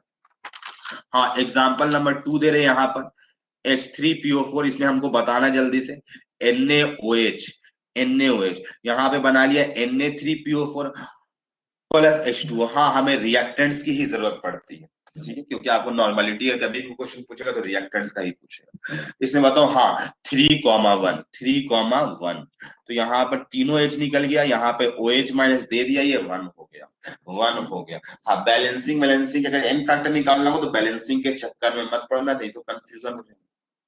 यहाँ भी बैलेंसिंग काम करेगा, 1 यहाँ मल्टीप्लाई करो, 2 यहाँ मल्टीप्लाई करो, बैलेंस हो रहा है, बैलेंस हो जाएगा। कोई बड़ा चीज थोड़ी है ना बैलेंसिंग, एन फैक्टर वाला रूल बताए जो बैलेंस करने के, नॉन रिडॉक्स में भी एप्लीकेबल है एन फैक्टर वाला रूल। ठीक है, बट उससे आसान मेथड है कि आसानी से दिख जाता, चार्ज को बैलेंस करने का झंझट ही नहीं है। तो जब झंझट ही नहीं है तो हम लोग नॉर्मली बैलेंस कर लेंगे। हाँ, अब सवाल है कि ये तो रिएक्शन लिख करके हम तुम्हें दिए, अगर हम डायरेक्टली सिर्फ एक एसिड दे देते, क्योंकि आपको पूछा जाएगा कि एसिड का नॉर्मलिटी क्या है, तो इफ, अब यहां पे बात करने जा रहे हैं if reaction is not given, if reaction is not given, अगर रिएक्शन गिवन ही नहीं है तो क्या करना है आपको ऐसे केसेस में? Then assume complete neutralisation, then assume complete neutralisation. क्या एज्यूम कर लेना, कंप्लीट न्यूट्रलाइजेशन, यानी सारा H प्लस छोड़ देगा, सारा H प्लस छोड़ देगा। लेकिन मेरे भाई एसिड्स वही वाले H प्लस देते हैं जो ऑक्सीजन से कनेक्टेड होते हैं, वही वाले H प्लस छोड़ते हैं जो ऑक्सीजन से कनेक्टेड होते हैं। हाँ, तो वैसे टर्म में हम लोग एन फैक्टर को एसिडिटी या बेसिसिटी भी बोला जाता है। जो H प्लस देगा उसको बेसिसिटी, और जो OH माइनस देगा उसको एसिडिटी कहते हैं। आप लोग जानते भी होंगे, हम लोग किए भी थे केमिकल बॉन्डिंग में, कि इसमें कितना, इसका कितना बेसिसिटी है, किसका कितना एसिडिटी है। बेसिस के केस में एसिडिटी बोलते हैं और एसिड से केस में बेसिसिटी बोलते हैं। यानी जितना H प्लस देगा that is basicity, that is basicity. जितना OH माइनस देगा दैट इज एसिडिटी। तो मेरे भाई अगर हम तुमसे बोले ना कि एन फैक्टर, यहाँ पे हम इस साइड में एन फैक्टर लिखेंगे, NF एन फैक्टर है, और यहाँ पे एसिड्स होगा या बेस होगा, कुछ भी हो सकता है, एसिड्स होगा या बेस होगा। तो मेरे भाई हम तुम्हारे सामने एसिड लिख रहे हैं H3PO4। हाँ, इसमें तीनों के तीनों हाइड्रोजन OH, वैसे स्ट्रक्चर भी तुमको नोन है और तुम बनाने भी जानते हो केमिकल बॉन्ड में। तो अगर हम तुमसे पूछेंगे इसका एन फैक्टर कितना हो, तो तुम बता सकते हो क्या? अगर सिर्फ एसिड लिख के दे दी और एन फैक्टर पूछ लिया तो बता सकते हो क्या? हाँ, 3 होगा। ये तीनों H छोड़ देगा। H3PO3 का स्ट्रक्चर जो होता है मेरे भाई, एक H होता है, आपको याद होगा, एक H होता है। तो इसका एन फैक्टर कितना हो जाएगा? इसका H3PO3 का एन फैक्टर कितना हो जाएगा? जल्दी से बताओ। H3PO2 में 2 H लगा रहता है फॉस्फोरस से, ठीक है। हाँ, 2 हो जाएगा। ये मैक्सिमम 2 ही दे सकता है क्योंकि यही वाला देगा इस पे, क्योंकि फॉस्फोरस और हाइड्रोजन में इलेक्ट्रोनिगेटिविटी सेम है, इलेक्ट्रोनिगेटिविटी सेम है, तो ये H जो होता है निकल नहीं पाएगा, H प्लस के फॉर्म में नहीं निकलेगा, बोल सकते हैं। हाँ, H3PO2 में कितना हो जाएगा? H3PO2 में केवल एक ही H निकलेगा। हाँ मेरे पास टोटल 5 एसिड्स ऐसे हैं। वीडियो पॉज हो गया है, एक सेकेंड, सबके साथ में पॉज है क्या? और नेटवर्क आपको बताए पहले ही कि रेनी सीजन है, तो ये सब थोड़ा बहुत इश्यू तो आ सकता है। टेंशन लेने की जरूरत नहीं, बस आप हमें इन्फॉर्म कर दे एक बार कि सर चला गया है, तो हम तुरंत देख लेंगे आपका चैट और हम ऑफ करके ऑन कर लेंगे। ऐसा भी होता है कि मेरे साइड से भी कभी इश्यू हो, आपके साइड से भी हो सकता है। हाँ, अगर हम ऑफ करके ऑन कर दिए फिर भी आपका नहीं आया, इसका मतलब आपके साइड से इश्यू है। तो यहाँ पे केवल कितना H प्लस दे सकता है? एक। हाँ, इन जनरल जो एसिड्स होते हैं ना मेरे में, उसके सारे सारे H होते हैं बेस एसिडिक हाइड्रोजन होते हैं, लेकिन टोटल 5 एसिड्स ऐसे होते हैं जहां पे नहीं होते। एक H3PO3, एक H3PO2 है, और एक आप नाम जानते होंगे तो बोरिक एसिड का नाम सुने होंगे, H3BO3। होता क्या है ना बोरिक एसिड में मेरे पास, ये क्या होता है जब पानी में डाला जाता है तो ये OH माइनस को एक्सेप्ट कर लेता है। तो मेरे भाई एसिड्स एक्सेप्टर भी तो होते हैं, एसिड्स और एक्सेप्टर भी तो होते हैं। एक OH माइनस को एक्सेप्ट किया, जो हाइड्रोजन ऑक्सीजन से कनेक्टेड होगा वही बेसिक हाइड्रोजन बोले, उसी को बेसिसिटी बोला जाता है, ऑक्सीजन से कनेक्टेड हुआ। हाँ, तो कंफ्यूजन यहाँ पे फिर आ जाता है। H3BO3 में 3 कनेक्टेड है, तो नहीं मेरे भाई, इसका ये लुईस एसिड है। यहाँ पे बोरॉन के पास में वैकेंट ऑर्बिटल है, बोरॉन के पास में वैकेंट ऑर्बिटल है, तो ये एक्सेप्टर की तरह काम करता है, OH माइनस को एक्सेप्ट कर लेता है। OH माइनस को क्या करता है? एक्सेप्ट करता है। तो जो एसिड्स होते हैं H प्लस देते हैं या OH माइनस को एक्सेप्ट भी करते हैं, एक्सेप्टर्स आर एसिड। तो कितना OH माइनस को एक्सेप्ट किया? एक को किया। तो मेरे भाई इस तीनों का आप याद रखिए, और बाकी सारे एसिड में नॉर्मली आप जितना H होगा ना, सारा का सारा वही हो जाएगा, सारा के सारा H प्लस छोड़ देगा। जैसे H2SO4 है, H2SO4 है, तो इसका कोई कंफ्यूजन नहीं, इसका 2 हो जाएगा। यानी कि अगर एसिड गिवन है तो एसिड का कितना H है उसको लिख देना। हाँ, ये 3 को अभी ध्यान में रखो, 2 और हम बाद में बताएंगे जब इनऑर्गेनिक पढ़ा रहे होंगे, तो अभी बता देंगे तुम कंफ्यूज करने लगोगे, जरूरत ही नहीं है यहाँ पे। ठीक है, तो इसको याद रखो, इसका क्या होता है बहुत जरूरी है। ये तब बात कर रहे हैं, तब बात करें जब आपको रिएक्शन गिवन नहीं होगा। रिएक्शन गिवन होगा तब तो आपको फिर बता सकते हो कितना H प्लस दिया था। जैसे अभी हम कुछ क्वेश्चंस किए, देख लिए हम उस, आज जब रिएक्शन नहीं गिवन हो तो उस केस में तुमको देखना होगा। हमें कोई बता सकता है? हाँ, बेसिस के केस में कोई दिक्कत ही नहीं है, बता सकते हो इसका एन फैक्टर कितना होगा। BaOH होल ट्वाइस का एन फैक्टर कितना होगा? दो होगा, दो OH माइनस देगा। तो बेसिस के केस में कोई टेंशन लेने की जरूरत नहीं है आपको, जितना OH माइनस दिख रहा है वो लिख देना, वो लिख देना। तो ये है एन फैक्टर। तब जब एसिड्स और बेसिस का कोई रिएक्शन गिवन नहीं होगा तब ऐसे यूज करिएगा। अदरवाइज रिएक्शन गिवन होगा तो बहुत आसान है, आपको डायरेक्टली दिख जाएगा कि कितना H प्लस दिया या कितना OH माइनस दिया, तो तुम तुरंत देख करके बता सकते हो, तुम तुरंत देख करके बता सकते हो। ठीक है, हाँ ये सारी बातें तो हो गई। अब हम तुम्हारे सामने बात करने जाए तो ये एसिड्स और बेसिस के लिए था।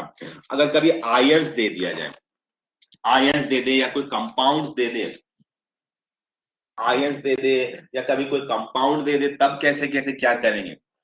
तो बड़ा सिंपल है मेरे को, अभी सब हम बता देंगे, तुम एकदम बिल्कुल टेंशन मत, सब चीज हम बता देंगे। एक्चुअली इक्विवेलेंट कॉन्सेप्ट खत्म हो चुका है। ठीक है, जो क्वेश्चन था बनाने के, एक दो क्वेश्चन हम लोग करेंगे नॉर्मलिटी से रिलेटेड। ठीक है, ताकि तुम थोड़ा कंफर्टेबल हो जाए, वरना कि तुमको आता है सब कुछ, तो ऐसा कुछ हमको ज्यादा मेहनत करने वाला पार्ट सारा खत्म हो चुका। तो फॉर आयंस बात कर लेते हैं मेरे भाई। आयंस के केस में कितना बात करेंगे, कैसे होगा एन फैक्टर? तो एन फैक्टर जो होता है वो चार्ज, चार्ज के बराबर होता है, चार्ज ऑन आयन, जितना चार्ज आयन में होगा। तो मेरे भाई कुछ एग्जांपल्स कर लेते हैं। आयन होगा तो जैसे फॉर एग्जांपल एन फैक्टर में जल्दी जल्दी बता देना। PO4 3 माइनस का, Mg 2 प्लस का, जल्दी जल्दी कॉमा देकर के हम दो तीन दे देते हैं, SO4 2 माइनस का बता दो। ठीक है, एल्यूमिनियम 3 प्लस का बता दो, कॉमा देकर चारों का बता दो हमको एन फैक्टर। कॉमा देकर चारों का बताओ, जल्दी से, खत्म हो गया, कुछ नहीं है मेरे, कुछ नहीं है ये, हो गया क्या सबका? तो एन फैक्टर चार्ज मेरे भाई, इसमें PO4 में कितना चार्ज आपको दिख रहा है? 3 दिख रहा है तो 3 हो जाए, 3 दिख रहा है तो 3 लिख दो। इसमें कितना चार्ज दिख रहा है? 2 दिख रहा है, 2 लिख दो। SO4 में कितना दिख रहा है?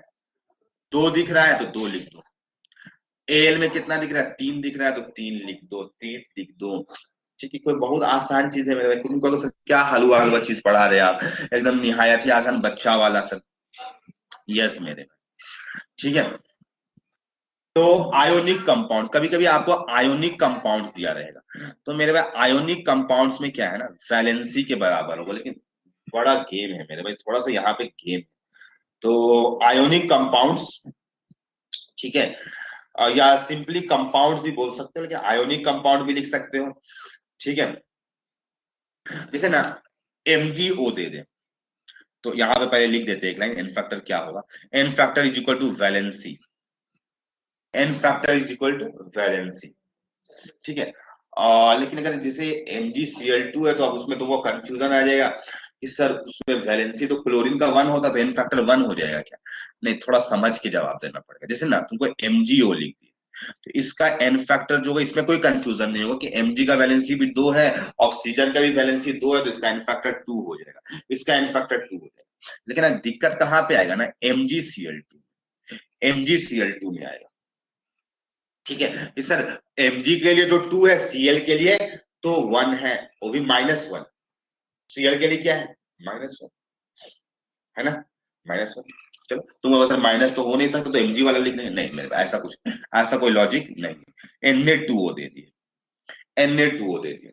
अब तो बोलेगा तो कटायन वाला तो +1 बोलना पड़ेगा क्या? नहीं, ऐसा नहीं बोल रहा। जितना, जैसे मेरे भाई इस वैलेंसी बोलो या टोटल चार्ज, और total charge on ion, on ion बोल दो, टोटल चार्ज बोल दो, यहाँ पे ज्यादा बेटर है, तब अच्छा लगेगा। वैसे इस आएगा क्वेश्चन नहीं जिन जनरल, तो Mg का भी 2 चार्ज है, क्लोरीन 2, क्लोरीन का भी चार्ज 2 हो जाएगा, इस तरीके से सोडियम का भी चार्ज 2 हो जाएगा, तो वैलेंसी के बराबर। और वैलेंसी पॉजिटिव निगेटिव नहीं होता, वैलेंसी पॉजिटिव निगेटिव नहीं होता है। ठीक है, वैलेंसी पॉजिटिव निगेटिव नहीं होता, तो एन फैक्टर इस तरीके से निकालना होगा। ठीक है, तो Na का 2 था तो 2, 2 का टोटल चार्ज बोल दो। ठीक है, ठीक है, ये वाला बात हो गया मेरे में। चौथा बात करने जा रहे हैं, फॉर कंपाउंड्स। हाँ, ये कंपाउंड कुछ रिएक्शन वाला टाइप का है, देखो रिएक्शन टाइप का है, तो ये वाला थोड़ा सा ना कंफ्यूजन है, थोड़ा कंफ्यूजिंग चीज है। ठीक है, तो n factor is equal to total charge, पहले हमको लिखने दो, तुम भी लिखो। टोटल चार्ज ऑन कटायन या अनायन डिस्प्लेस्ड, हाँ यहाँ पे डिस्प्लेस्ड लिखा गया है, टोटल चार्ज ऑन कटायन या अनायन डिस्प्लेस पर मॉलिक्यूल। हाँ ये तो फिक्स है कि पर मॉलिक्यूल होगा, लेकिन ये लाइन का मतलब स्टूडेंट को बहुत कंफ्यूजन होता है, बहुत दर्द देता है मेरे में। तो हम इसको चाहते नहीं तुम्हें दिक्कत हो, तो हम इसके लिए ना एक हिंदी में लाइन लिख देते हैं। हम चाहते हैं कि तुम्हें एक हिंदी में लाइन लिख दे। अच्छा अटेंडेंस आप लोग का नहीं लिया, हम एक बार अटेंडेंस ले लेते हैं, ठीक है। होपफुली आज हम लोग का चैप्टर कंप्लीट हो जाएगा, और बचेगा भी तो थोड़ा बहुत छोटा सा पार्ट बच जाएगा, ठीक है। बैलेंसिंग वाला में थोड़ा टाइम वेस्ट हो गया मेरे में, ठीक है। तो जो हम हिंदी में लिख दे रहे हैं मेरे, जो हटा, जो हटा मेरे में, जो हटा यानी कि जो आयन डिस्प्लेस हुआ, जो हट गया, जो हटा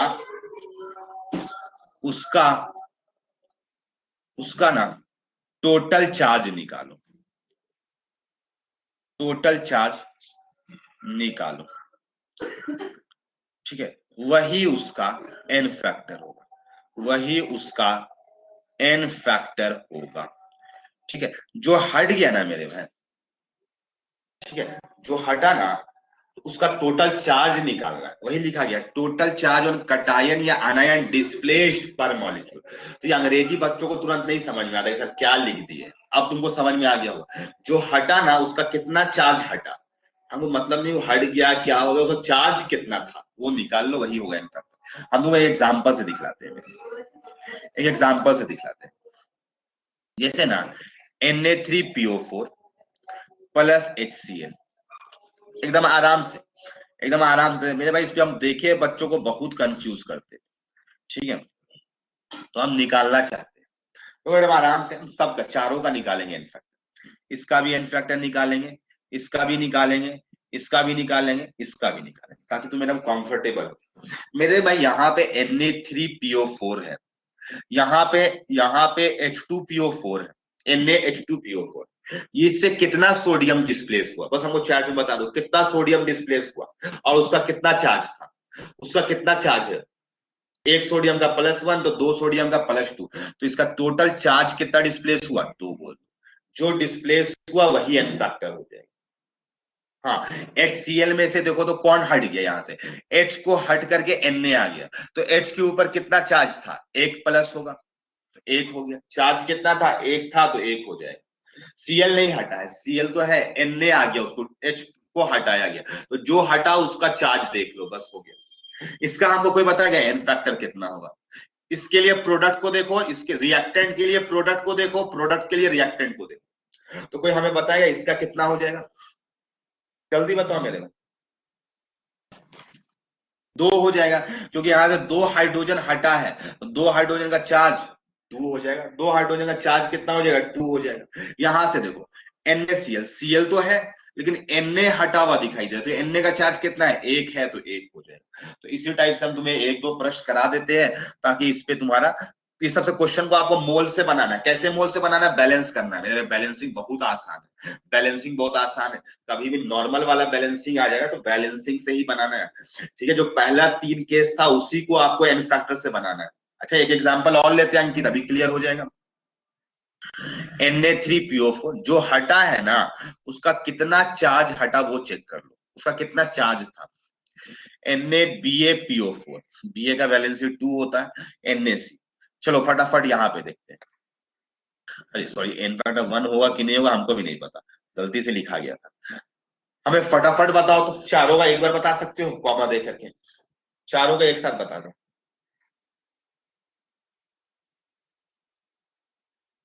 जो हटा है, जो आयन, उसका चार्ज पता करो कितना चार्ज हट गया।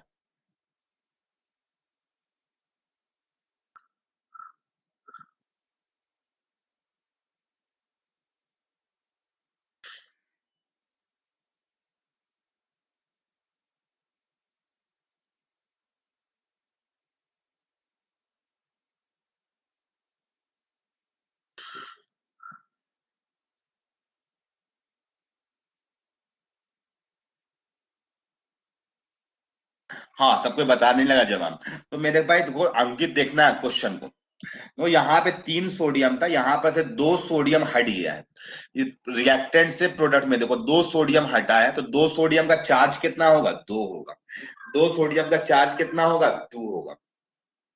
यहां पर से देखो BaCl2 में यहां से क्लोरीन तो रह गया, क्लोरीन तो रह गया, लेकिन बेरियम चला गया, तो बेरियम का चार्ज कितना था, 2 था। बेरियम का चार्ज कितना था, 2 था, तो 2 लिख देंगे। इसको देखो, यहाँ पे देखो बेरियम हट के 2 सोडियम आ गया, तो बेरियम का चार्ज, बेरियम हट गया है तो बेरियम का चार्ज कितना था, एक ही बेरियम है तो 2 होगा चार्ज, 2 होगा।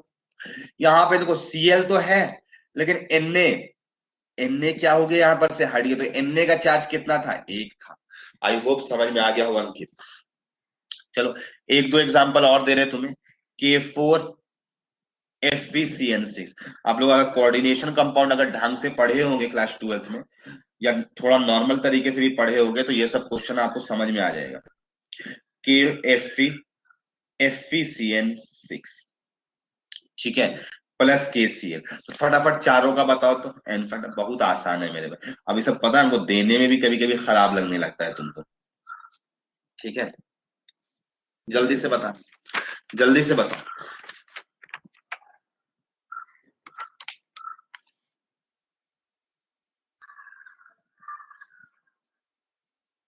एक और क्वेश्चन तुम्हें देंगे, नीचे लिख दे। बेस अनायन वाला एक भी नहीं दिए example. BaSO4 plus NaCl given rise to BaCl2 plus Na2SO4। जवाब आया क्या किसी का? हाँ सही जवाब है ऋतु का, वेरी गुड। तो यहाँ पे निकालते हैं मेरे भाई, तो यहाँ पर 3 पोटेशियम हटा है, तो 3 पोटेशियम का चार्ज 3 हो जाएगा। 3 पोटेशियम का चार्ज 3 हो जाएगा। हाँ, अंकित का भी सही है, श्रुति का भी सही है। यहाँ पे FeCl3 में देखो Fe हट गया, पोटेशियम आ गया है, तो यहाँ पे Fe का चार्ज कितना है, 3 वाला है, तो 3 हो जाएगा। यहाँ पे देखो Fe को हट करके 3 पोटेशियम आ गया, तो Fe का यहाँ पे चार्ज कितना है, 3 है, तो 3 आ जाएगा। यहाँ पे पोटेशियम हट गया तो 1 हो जाएगा। चलो फटाफट फोर्थ का हम लोग देख लेते हैं। बेरियम सल्फेट और बेरियम क्लोराइड में सल्फेट हट गया है, तो सल्फेट का चार्ज कितना होता है, सल्फेट का चार्ज 2 होता है, तो 2 लिख दो। सल्फेट का चार्ज कितना होता है, 2 होता है, क्योंकि सल्फेट हट गया। NaCl, NaCl में से कौन हट गया, Cl हट गया, तो Cl का चार्ज कितना है, 1। Cl का चार्ज कितना है, 1। Cl का चार्ज कितना है, NaCl, Na तो है लेकिन Cl नहीं दिखाई दे रहा है। कितना Na है वो सब नहीं दिखना है आपको, नहीं तो कंफ्यूजन हो जाएगा। BaCl2, यहाँ पे से इसको देखो, Ba वाले को क्लोरीन हट गया मेरे भाई, कौन हट गया, क्लोरीन हट गया। या फिर NaCl से भी कंपैरिजन कर सकते हो, Cl तो सेम है, बेरियम रिप्लेस हो गया, बेरियम जैसे भी देखो इनफैक्टर 2 आ जाएगा, ठीक है, इनफैक्टर 2 आ जाएगा। यहाँ पे देखो, यहाँ पे SO4 है, SO4 है, SO4 है, SO4 है, या NaCl वाले से देखो तो Na तो है, लेकिन SO4 नहीं है, तो SO4 का चार्ज कितना है, या फिर SO4 से कंपेरिजन करो तो 2 Na हटा तो 2 आ जाएगा, तो 2122 आंसर हो जाएगा, 2122, जो कि श्रुति का जवाब सही है। वेरी गुड श्रुति। ये सब चीज समझ में आया, दिमाग में गया कुछ, यस या? तो मेरे भाई यहाँ पर से कभी भी इस टाइप का कभी आ जाए तो इनफैक्टर निकाल लेना, कोई बहुत बड़ा चीज नहीं है, ऐसा कुछ भी नहीं। हाँ, और अगर कोई कंपाउंड कोइवेलेंट कंपाउंड दे दे, आयोनिक कंपाउंड दे दे, तो वैलेंसी वाला लगा देना। कभी भी कोई क्वेश्चन में तुम्हें कुछ और दे दे, ठीक है, तो वहां पे वैलेंसी वाला लगा देना, वैलेंसी वाला लगा देना, कोई नया काम मत करना, वैलेंसी वाला लगा देना, सब हो जाएगा, ठीक है। तो अब ना, अब हम आ रहे कुछ तुम्हें प्रश्न देंगे। ये सब तो हुआ कॉन्सेप्ट, अब तक हम जितना बात कर रहे थे वो सारा कुछ सारा कॉन्सेप्ट था। अब तुमको हम देने जा रहे हैं, अब तुमको पहचानना पड़ेगा। अब तुमको पहचानना पड़ेगा कि पहले रिडॉक्स रिएक्शन है या नॉन रिडॉक्स। हाँ, कॉन्सेप्ट सारा दे चुके, इसके अलावा और कोई कॉन्सेप्ट नहीं आपको इन फैक्टर का जरूरत पड़ने वाला है, ठीक है। तो हम बोलना ये चाह रहे हैं कि आपको अब एन फैक्टर निकालना है, फाइंड एन फैक्टर। कुछ क्वेश्चंस देंगे तो पहले देखना पड़ेगा आपको कि वहां पर रिडॉक्स रिएक्शन है कि नॉन रिडॉक्स रिएक्शन है।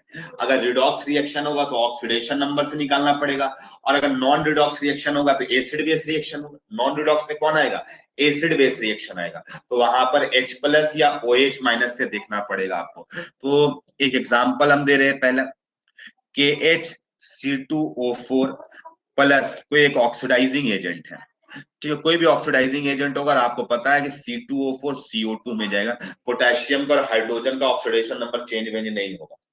तो हमें बताओ प्रश्न नंबर 1 में सिर्फ हमें मतलब है रिएक्टेंट से, इसका एन फैक्टर कितना होगा, देखते हैं कौन कौन बता पाता है। ठीक है, कौन कौन बता पाता है। ठीक है,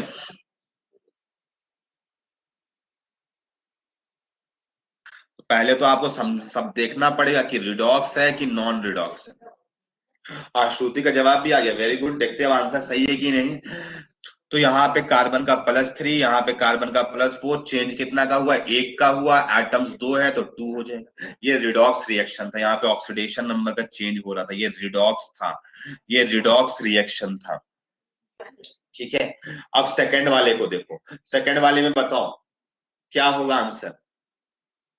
पहला तो रिडॉक्स रिएक्शन था, अब दूसरा वाला देखो, दूसरा वाला देखो।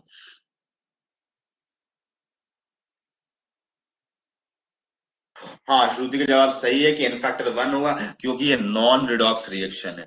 ये क्या है, नॉन रिडॉक्स है, और ये एसिड बेस रिएक्शन है। ये एसिड देखो, H+ दे दिया मेरे पास, पानी भी बन रहा है, पानी भी बन रहा है, तो H+, कितना H+ दिया है, एक ही H तो था ही बचा हुआ, तो एक एक दे दिया, तो एन फैक्टर 1 हो जाएगा, एन फैक्टर 1 हो जाएगा, एन फैक्टर 1 हो जाएगा। तो रिडॉक्स है या नॉन रिडॉक्स है, एसिड बेस रिएक्शन है, क्या है आपको देखना पड़ेगा। हम तुम्हें अब कुछ और प्रश्न दे रहे, 2-3 और देंगे, ठीक है, ताकि तुम सारे अच्छे तरीके से समझ लो, ताकि बाद में कभी भी कोई कंफ्यूजन ना आए। चलो फटाफट इसका एन फैक्टर बताओ, हमें जल्दी से बताना, थर्ड नंबर पे देखते हैं सबसे पहले कौन बता पाता है। ठीक है, देखते हैं सबसे पहले कौन बता पाता है।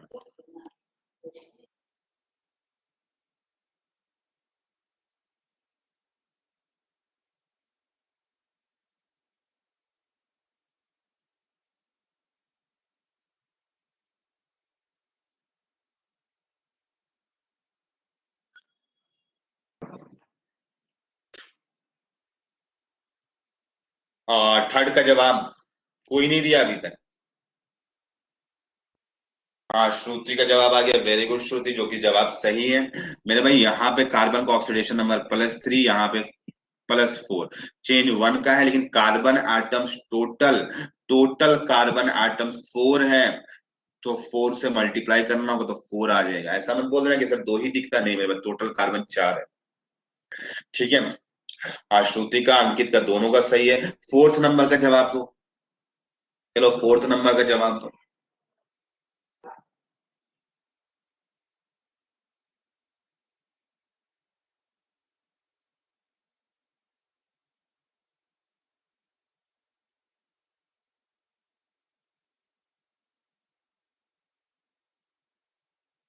इसी का एन फैक्टर बताना है इस केस में, इसी का एन फैक्टर बताना है दो केसेस में।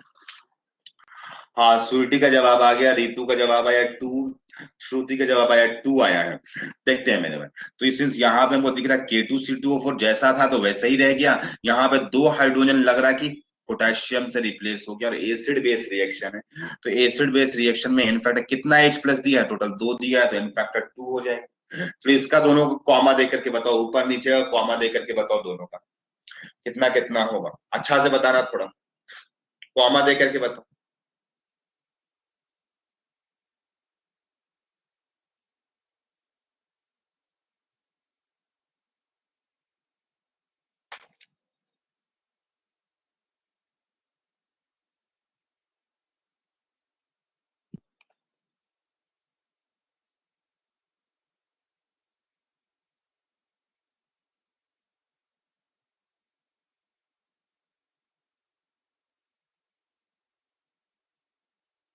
हाँ, 5,6 होगा श्रुति। पहला वाला में एसिड बेस रिएक्शन है, तो सारा रिप्लेस हो जाएगा, तो 2 2 4 प्लस एक 5 है, तो 5 हो जाएगा। ऑक्सीडाइजिंग एजेंट के केस में कितना कार्बन है, तो 4 + 2 6 है, तो 6 × 1 6 हो जाएगा, तो 5,6 आएगा। जिसका जिसका ये आंसर आया था वो खुशियां मनाए मेरे भाई, वो खुशी मनाए। ठीक है, तो ये सारे टाइप का क्वेश्चन था मेरे भाई, मतलब इस टाइप का आपको एन फैक्टर का जरूरत पड़ेगा, तो हम दो प्रश्न तुम्हें देना चाहेंगे, दो प्रश्न तुम्हें बनाना है। ठीक है, या फिर आपको हम सॉल्यूशन दे देंगे तो आप लोग बना लीजिएगा क्या, ताकि हम कॉन्सेप्ट सिखा सके। काम हो जाएगा क्या, आप लोग हम सॉल्यूशन दे देंगे विथ 11th वाला क्लास में जो क्वेश्चंस कराए थे, अगर वो दे देंगे तो हो जाएगा आप लोग से, क्योंकि हम चाहते हैं थोड़ा सा टाइम बचा लेना अपना। हाँ, तो अंकित बोल रहा है, रितु भी बोल रही, तो यहाँ पर ठीक है, यहाँ पर आप लोग पेज छोड़ लीजिएगा करीब। वैसे भी आप लोग शीट में ये क्वेश्चंस रहेंगे, जो शीट देंगे उस पे आप लोगों को ये क्वेश्चंस रहेंगे, ऐसे ही क्वेश्चन रहेगा, ये सब रहेगा, ठीक है। तो कुछ भी वॉल्यूम निकालना होगा, नॉर्मलिटी निकालना होगा, तो नॉर्मलिटी में मोलैरिटी इंटू एन फैक्टर से काम करेगा, मोलैरिटी इंटू एन फैक्टर से काम करेगा। तो हम शीट देंगे, ठीक है, आप लोग बनाने की कोशिश करेगा, ठीक है। और हम ऐसे 11 क्लास वाला सॉल्यूशन भेज देंगे, ठीक है, 11 क्लास वाला सॉल्यूशन भेज देंगे। तो मेरे भाई इस तरीके से, और कोई ऐसा नहीं कि बहुत, बल्कि मेरे भाई ऐसा नहीं कि बहुत डिफिकल्ट क्वेश्चन रहेगा, नहीं, यही सब है, एन फैक्टर ही लगाना होता है, एन फैक्टर ही लगाना है, उसमें कुछ नहीं है, बस आपको कभी वेट निकालना रहेगा, कभी मोलैरिटी निकालना रहेगा, वो सब करना होगा। तो हमें तो ऐसा लगता है कि आपको करने की जरूरत नहीं है क्लास में, ठीक है।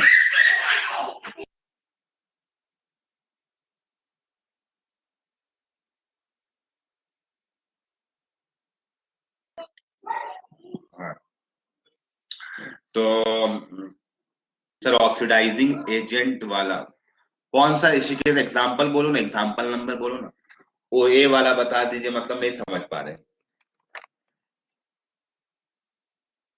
लास्ट वाला, ओ मेरे भाई, ऑक्सीडाइजिंग एजेंट, तो ऑक्सीडाइजिंग एजेंट के इसमें क्या बन जाएगा, CO2 बन जाएगा, फिक्स है, C2O4 2 माइनस जीबी रहेगा तो CO2 में जाएगा, तो +4, यहाँ पे कितना है, +3, चेंज कितना का हो रहा है, एक का, टोटल कार्बन एटम्स कितना है, गिन लो, यहाँ पे 2 2 जा 4 +2 6 है, तो 6 से मल्टीप्लाई कर दो 1 को, हो गया, 6 से मल्टीप्लाई कर दो 1 को, तो ये काम हो गया मेरे, तो कोई बड़ा चीज नहीं है मेरे में। तो ये सारा चीज है, ठीक है, इस तरीके से तुम लोग क्वेश्चंस को सॉल्व करना, तुम्हारा सारा क्वेश्चंस बन जाएगा। अब इसके अलावा कोई बड़ा कॉन्सेप्ट नहीं, अब हम तुम्हें एक नया कॉन्सेप्ट और उससे रिलेटेड कुछ प्रश्न भी कराएंगे तुम्हें। अब टाइट्रेशन वाले पार्ट पे हम शिफ्ट कर रहे हैं, टाइट्रेशन वाला पार्ट पे अब हम चल रहे शिफ्ट करने जा रहे हैं, ठीक है। हम लोग बैलेंसिंग का भी सीखे, बैलेंसिंग करने के लिए एन फैक्टर निकालने, सारे केसेस का सीख के, कि आराम से तुम एन फैक्टर निकाल लो, ठीक है। अब जो हम काम करने जा रहे हैं वो टाइट्रेशन, आप नाम सुनेंगे, बहुतों को इससे बहुत डर लगता होगा। कोई ऐसा है जो पहले टाइट्रेशन पढ़ा था इस क्लास में, कोई ऐसा है जो किसी किसी कोचिंग इंस्टीट्यूट में पढ़ा हो और टाइट्रेशन पढ़ाया गया हो उसे, कोई है ऐसा, या सब कोई फर्स्ट टाइम पढ़ने जा रहा है, क्या है, सारे लोग फर्स्ट टाइम वाले हो? अगर फर्स्ट टाइम वाले हो तो बहुत अच्छी बात है, आपको ज्यादा, हमें ज्यादा बेनिफिट होगा, ठीक है, क्योंकि एक ही बार आप हम कॉन्सेप्ट बनाएंगे, क्योंकि क्या होता है ना बहुत बार कि आपका पहले से कोई कॉन्सेप्ट रहता है तो उसको पहले मिटाना पड़ता है फिर बनाना होता है, प्रैक्टिकल में किए थे, यस। हाँ, लेकिन अभी हम टाइट्रेशन का ही सवाल को करने जा रहे हैं हम, लेकिन टाइट्रेशन अभी हेडिंग नहीं बनाएंगे, क्या पता बहुतों को देखे टाइट्रेशन के नाम से डरने लगते हैं, तो हम बाद में हेडिंग बनाएंगे उसमें, पहले एक क्वेश्चन करा लेंगे फिर हेडिंग बना के बताएंगे टाइट्रेशन में क्या होता है, ताकि तुमको पता चले कि टाइट्रेशन वाइट्रेशन कुछ बड़ा चीज नहीं है, बहुत आसान सा चीज है, जो पढ़े है ना अब तक वही चीज है, ठीक है।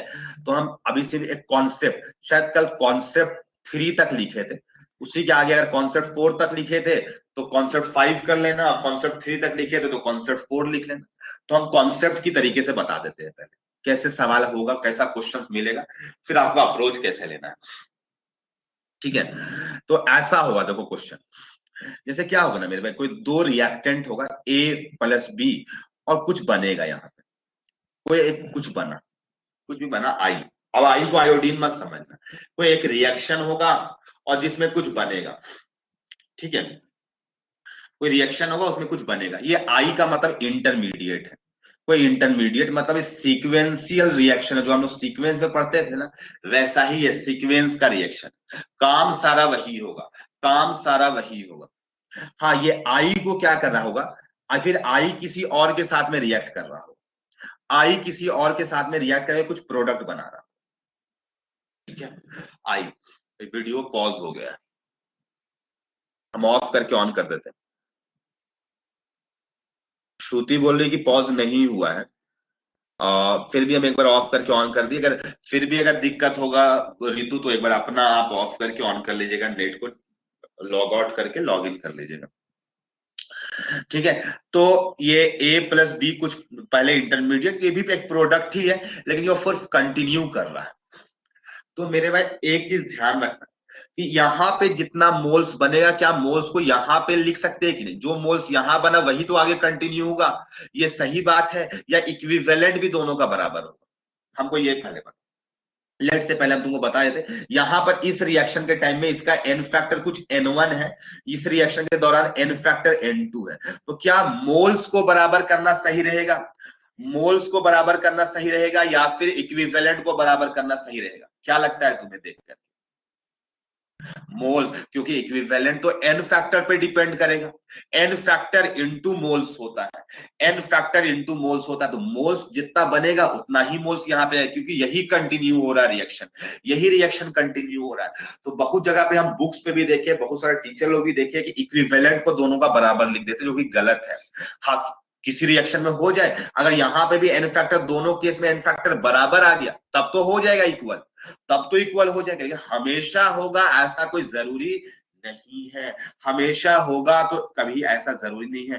तो जितना यहाँ पे मोल्स बनेगा, यहाँ पे लेट से मोल्स बना x, तो यहाँ पर x हो जाएगा, तो यहाँ पर इक्विवेलेंट को क्या लिखोगे, यहाँ पे लिखोगे x इंटू N1, और यहाँ पर इक्विवेलेंट जो होगा वो क्या होगा, x इंटू N2 होगा, और फिर इससे इसका इक्विवेलेंट को कंपेयर करोगे, is equal to equivalent of C होगा यहां पर से। हाँ, इसका इक्विवेलेंट इस रिएक्शन पर डिपेंड करेगा, इसका इक्विवेलेंट इस रिएक्शन में डिपेंड करेगा। हाँ, कभी किसी रिएक्शन के दौरान इसका एन फैक्टर और इसका एन फैक्टर सेम हो जाए तो अलग चीज है, लेकिन हमेशा क्या करना, मोल्स निकाल के मोल्स को लिखना, फिर इस रिएक्शन में इक्विवेलेंट लगाना। ठीक है, हम लिख देते हैं कि separately use equivalent equivalent in each reaction, separately use करना है, अलग अलग यूज करना है, इक्विवेलेंट इसका अलग होगा, फिर मोल्स निकाल लेना, फिर मोल्स के बाद इक्विवेलेंट करना है इसका। समझ में आया, इसका एन फैक्टर से सेपरेटली यूज करना, कभी कोई सवाल गलत नहीं होगा, और नहीं इक्विवेलेंट बराबर करने सीख जाओगे, कल होकर के दूसरा प्रश्न आ जाएगा, फंसने लगोगे और हमको आकर के बोलोगे सर क्वेश्चन बहुत डिफिकल्ट लग रहा है, क्वेश्चन बहुत डिफिकल्ट लग रहा है, कॉन्फिडेंस नहीं आ रहा है, तो उस टाइम में हम एक ही जवाब बोलेंगे कि तुम मेरा क्लास को ध्यान से नहीं पढ़ा, एक बार वापिस से लेक्चर को सुनो। लेकिन हमें पता है कि तुम्हें बहुत खराब लगेगा ये बात सुनकर के, उस टाइम पे तुमको वैसा सर बताते नहीं है, ऐसा तुम बोलोगे, लेकिन मेरे भाई क्या कर सकते, हम तो तुम्हें सिखाए थे सही ढंग से। समझ में आया, तो बुक्स बुक्स में नहीं देखना है। ठीक है, हाँ, मोल कॉन्सेप्ट इसलिए बोला जाता है कि हर टीचर का अलग मेथड होता है बताने का, तो इसलिए टीचर पर डिपेंड कर जाता है, तो इसीलिए ध्यान रखिएगा, मोल कॉन्सेप्ट को दूसरे बुक से मत पढ़िएगा, स्टोइकियोमेट्री चैप्टर को, हाँ दूसरे चैप्टर को आप खुले में पढ़ सकते हैं, दूसरे चैप्टर को खुले में पढ़ सकते हैं, लेकिन मोल जो होता है ना, ये इक्विवेलेंट कॉन्सेप्ट, ये teacher to teacher, book to book vary करता रहता है। ठीक है, जिसको जिस टाइप में कंफर्टेबल हो तो वो अपने हिसाब से सब कुछ पढ़ाता है। ठीक है, चलो एक क्वेश्चन बताने जा रहे हैं, 50 मिलीलीटर के मोनोपोर, ये क्वेश्चन को अभी क्लास में बनाना है। हाँ, वैसे ही जैसे आप तक बनाते आए हो, जितना क्वेश्चन होमवर्क दिए थे सेम टू सेम वैसा ही बनेगा, बस यहाँ पे दो रिएक्शन है, आपको मोल्स को यूज करके करना है, मतलब मोल्स, इक्विवेलेंट को लगाना तो है, लेकिन इक्विवेलेंट से आपको मोल निकाल करके दूसरा रिएक्शन में यूज करना है with access KI solution, with access KI solution in acidic medium. हाँ, आपको एसिडिक मीडियम से समझ में क्वेश्चन आ जाने चाहिए, 2 लाइन का सवाल है, बहुत आसान है। ठीक है, full stop, evolved evolved I2 was collected was collected and titrated was collected and titrated with 2m of Na2H2O3 solution. ठीक है, which requires 20 milliliter of 2m Na2H2O3। Find करना है आपको मोलैरिटी ऑफ KMnO4 सॉल्यूशन। ठीक है। अब moles निकालने के लिए मोलैरिटी इनटू वॉल्यूम यूज करेंगे। बनाओ क्वेश्चन को, बहुत आसान है, इवन रिएक्शन भी तुमको लिखा हुआ है, मतलब लिखा हुआ मतलब पता है तुम्हें रिएक्शन, सोच सकते हो क्वेश्चन से।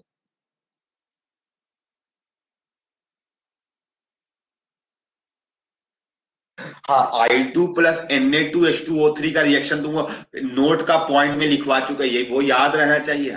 वो सारे रिएक्शंस याद होने चाहिए जो हम Na2H2O3 हाइपो वाला लिखवाए थे।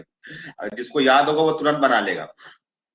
बताओ हमें आंसर कितना आएगा, KMnO4 का मोलैरिटी कितना आएगा, KMnO4 का मोलैरिटी कितना आएगा।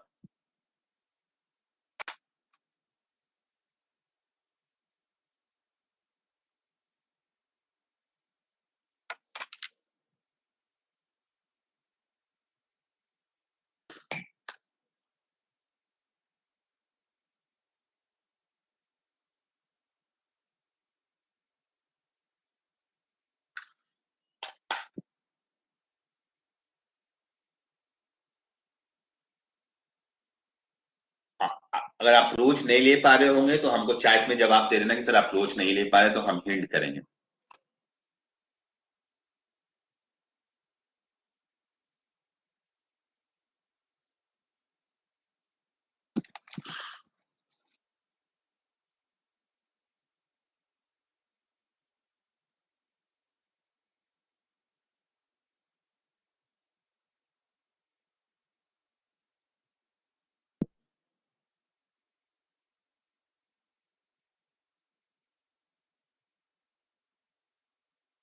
अप्रोच ले पा रहे हो?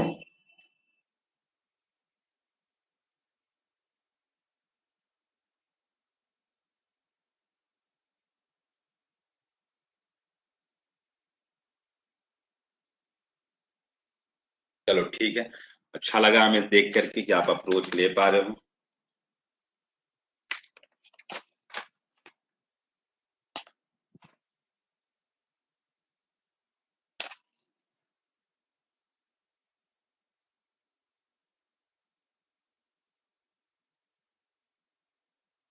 आज भी आप लोगों को होमवर्क देंगे हम, ठीक ना? वैसे ही आपको कुछ शीट्स में क्वेश्चन होंगे, वो सारे क्वेश्चंस को आपको बना लेना होगा। अच्छा, सेकेंड रिएक्शन याद नहीं है आपको? तो पहले लिखा हुआ है कि आपको KMnO4 के साथ में रिएक्शन किया जा रहा है Ki को, ठीक है। तो Ki को जब रिएक्शन करेंगे KMnO4 के साथ में, तो यहाँ पर Mn एसिडिक मीडियम है तो Mn2 प्लस, और लिखा हुआ कि I2 लिबरेट होगा तो I2 लिख देंगे, प्लस I2 लिख देंगे। हाँ, अब क्या है, जो I2 लिबरेट हुआ वही किसके साथ में रिएक्शन कर रहा है, Na2H2O3 के साथ में। और ये रिएक्शन हम लिखवाए थे आपको नोट के पॉइंट में कि ये I माइनस बनता है प्लस Na2S4O6 बनता है। ये सब लिखवाया हुआ है। अगर फिर भी याद नहीं है तो ये बहुत बड़ा गलती है, और ये याद रखना पड़ेगा आपको। अगर आपको जेई एडवांस क्रैक करना है तो ये याद रखना पड़ेगा। तो ये +7 से +2, तो एन फैक्टर कितना हो गया, 5। ठीक है, इसका एन फैक्टर निकालोगे तो कितना आ जाएगा, एक का चेंज है तो 1 आ जाएगा, यहाँ पे एन फैक्टर 2 आ जाएगा, इसका एन फैक्टर 5 आ जाएगा। अब किसका किसका क्या मोल्स दिया हुआ है, क्या दिया हुआ है, वो आपको लगाना पड़ेगा, ठीक है। हाँ, आपको लिखा हुआ है क्वेश्चन में 50 मिलीलीटर KMnO4 सॉल्यूशन को मिक्स किया गया है, ठीक है। और जो I2 कलेक्ट हुआ उसको किसके साथ में रिएक्शन किया गया, Na2H2O3। यानी इसका इक्विवेलेंट पता होगा तो इसका इक्विवेलेंट पता चल जाएगा, इसका इक्विवेलेंट पता चल जाएगा तो इसका मोल्स पता चल जाएगा, इसका मोल्स पता चल जाएगा तो इसका मोल्स पता चल जाएगा। नहीं श्रुति, थोड़ा गड़बड़ हो गया, आप 2 कहीं एन फैक्टर से मल्टीप्लाई नहीं कर रहे, कुछ कर रहे हैं या कुछ गलती कर रहे हो थोड़ा सा। तो यहाँ पे इसका मोल्स पता चल जाएगा, इसका मोल्स पता चल जाएगा तो इसका इक्विवेलेंट पता चल जाएगा, इसका इक्विवेलेंट पता चल जाएगा तो इसका इक्विवेलेंट पता चल जाएगा, इसका इक्विवेलेंट पता चल जाएगा तो मोल्स पता चल जाएगा, तो मोलैरिटी पता चल जाएगी, सब चीज तो पता चल जाएगी। कैसे करेंगे? तो मेरे भाई, equivalent of I2 equal to equivalent of Na2H2O3। Second देखो, पहले सेकंड रिएक्शन को यूज कर रहे हैं, पहले सेकंड रिएक्शन का यूज कर रहे हैं। हाँ, यहाँ पे एन फैक्टर निकालो, इसका एन फैक्टर 2 है, यहाँ पे एन फैक्टर 0.5 इंटू 2 1 है, तो लगा लो मेरे भाई। कैसे निकाले, तो सब निकाला हुआ ऑलरेडी हम लोग का। यहाँ पे +2 चार्ज है, यहाँ पे +2.5 चार्ज है, 0.5 का डिफरेंस है। तो यहाँ पे Na2H2O3 का वॉल्यूम और मोलैरिटी दिया हुआ है, ठीक है, 2m दिया हुआ है, ठीक है, दो दो बार साइड 2m लिखवा दिए क्वेश्चन में आपको, ठीक है, तो कोई टेंशन लेने की जरूरत नहीं है, एक ही चीज है, मतलब एक ही साथ में लिखवाना चाहिए था। तो 2m और 20 मिलीलीटर्स है, तो मिलीलीटर्स को क्या करो, लीटर्स में कन्वर्ट कर लो, या फिर मिलीमोल्स में रहने दो, इनटू n फैक्टर 1। इसका मोल्स कितना नहीं पता है, इसका मोल्स पता चल जाएगा, इसको n फैक्टर 2 है, यही मोल्स वहां पे यूज हो जाएगा। तो यहां से 2 से 2 काट दो, मोल्स कितना आ जाएगा, 10⁻³ मोल्स I2। तो यहां पे मोल्स हो गया। अब फर्स्ट रिएक्शन को यूज करो, अब क्या करो, फर्स्ट रिएक्शन को यूज करो, फर्स्ट रिएक्शन में जिसका निकालना है उसके लिए यूज करो। तो equivalent of I2 equal to equivalent of KMnO4 लगा दो। तो इक्विवेलेंट ऑफ I2 कितना है, यहाँ पे भी बराबर हो गया, इनफैक्टर अलग बात है, हर रिएक्शन में बराबर होगा ऐसा कोई जरूरी नहीं है। हाँ, MnO4 का number of moles into n factor 5, तो number of moles of KMnO4 कितना आ जाएगा, 40 तो 8 इंटू 10⁻³ मोल्स आ जाएगा। लेकिन मोल्स आया है, आपको क्या वॉल्यूम गिवन है, मोलैरिटी निकालना है, क्या निकालना है, मोलैरिटी। तो मोलैरिटी इज इक्वल टू क्या होता है, number of moles divided by volume, है ना। मोलैरिटी क्या, वॉल्यूम 850 मिलीलीटर दिया हुआ था, तो 10⁻³ डिवाइडेड बाई 50 इंटू 10⁻³ तो 10⁻³ कट जाएगा, तो 8/50 कितना हो जाएगा, हाँ 0.16 m आ जाएगा, ये सही जवाब है, 0.16 m आ जाएगा फाइनल, किसका, KMnO4 का मोलैरिटी, KMnO4 का मोलैरिटी आएगा। तो यही टाइट्रेशन था मेरे, इसी वर्ड में तुमको टाइट्रेटेड लिखा हुआ था। अब यही सबसे पता है स्टूडेंट डरने लगते हैं, तो कुछ डरना नहीं है, अगर आप वो पहले ही टाइट्रेशन वर्ड बोल देते ना कि टाइट्रेशन का क्वेश्चन है, तो तुम डर जाते। बस क्या था, जो पहले कॉन्सेप्ट लगा रहे थे वही लगाए, तो तुमको ऐसा लगा ना कि सर हम जो पढ़े हैं उसी से क्वेश्चन दिए हैं, आपको ऐसा लगा और आप तुरंत बना दिए, ऐसा लग रहा है, क्यों ना, क्योंकि आपको डर नहीं हुआ, और होना भी नहीं चाहिए। हम यही चीज तुमको दिखलाना चाहते हैं, टाइट्रेशन का ऐसा नहीं कि टाइट्रेशन में कोई अलग टाइप का क्वेश्चन होता है, यह एक अलग चीज है, केमिस्ट्री का पार्ट, कुछ अलग नहीं, सब यही है, इसी को टाइट्रेशन कहा जाता है। हाँ, इसी में कुछ कुछ क्वेश्चंस के बीच में वर्ड लिखा रहता है, ठीक है। और पता है क्वेश्चन किए हम लोग, ये एक्चुअल में यहाँ पर जो टाइट्रेशन था, ये आयोडोमेट्रिक टाइट्रेशन था।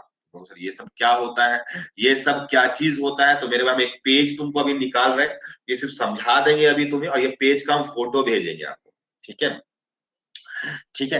तो ये टाइट्रेशन का मतलब क्या है, क्या होता है, वो सब चीज तुमको सिखाने जा रहे हैं। आयोडोमेट्री का भी नाम लिए, क्या क्या नाम लिए, तो अब वो नाम को हम तुमको तुम्हारे सामने रखें।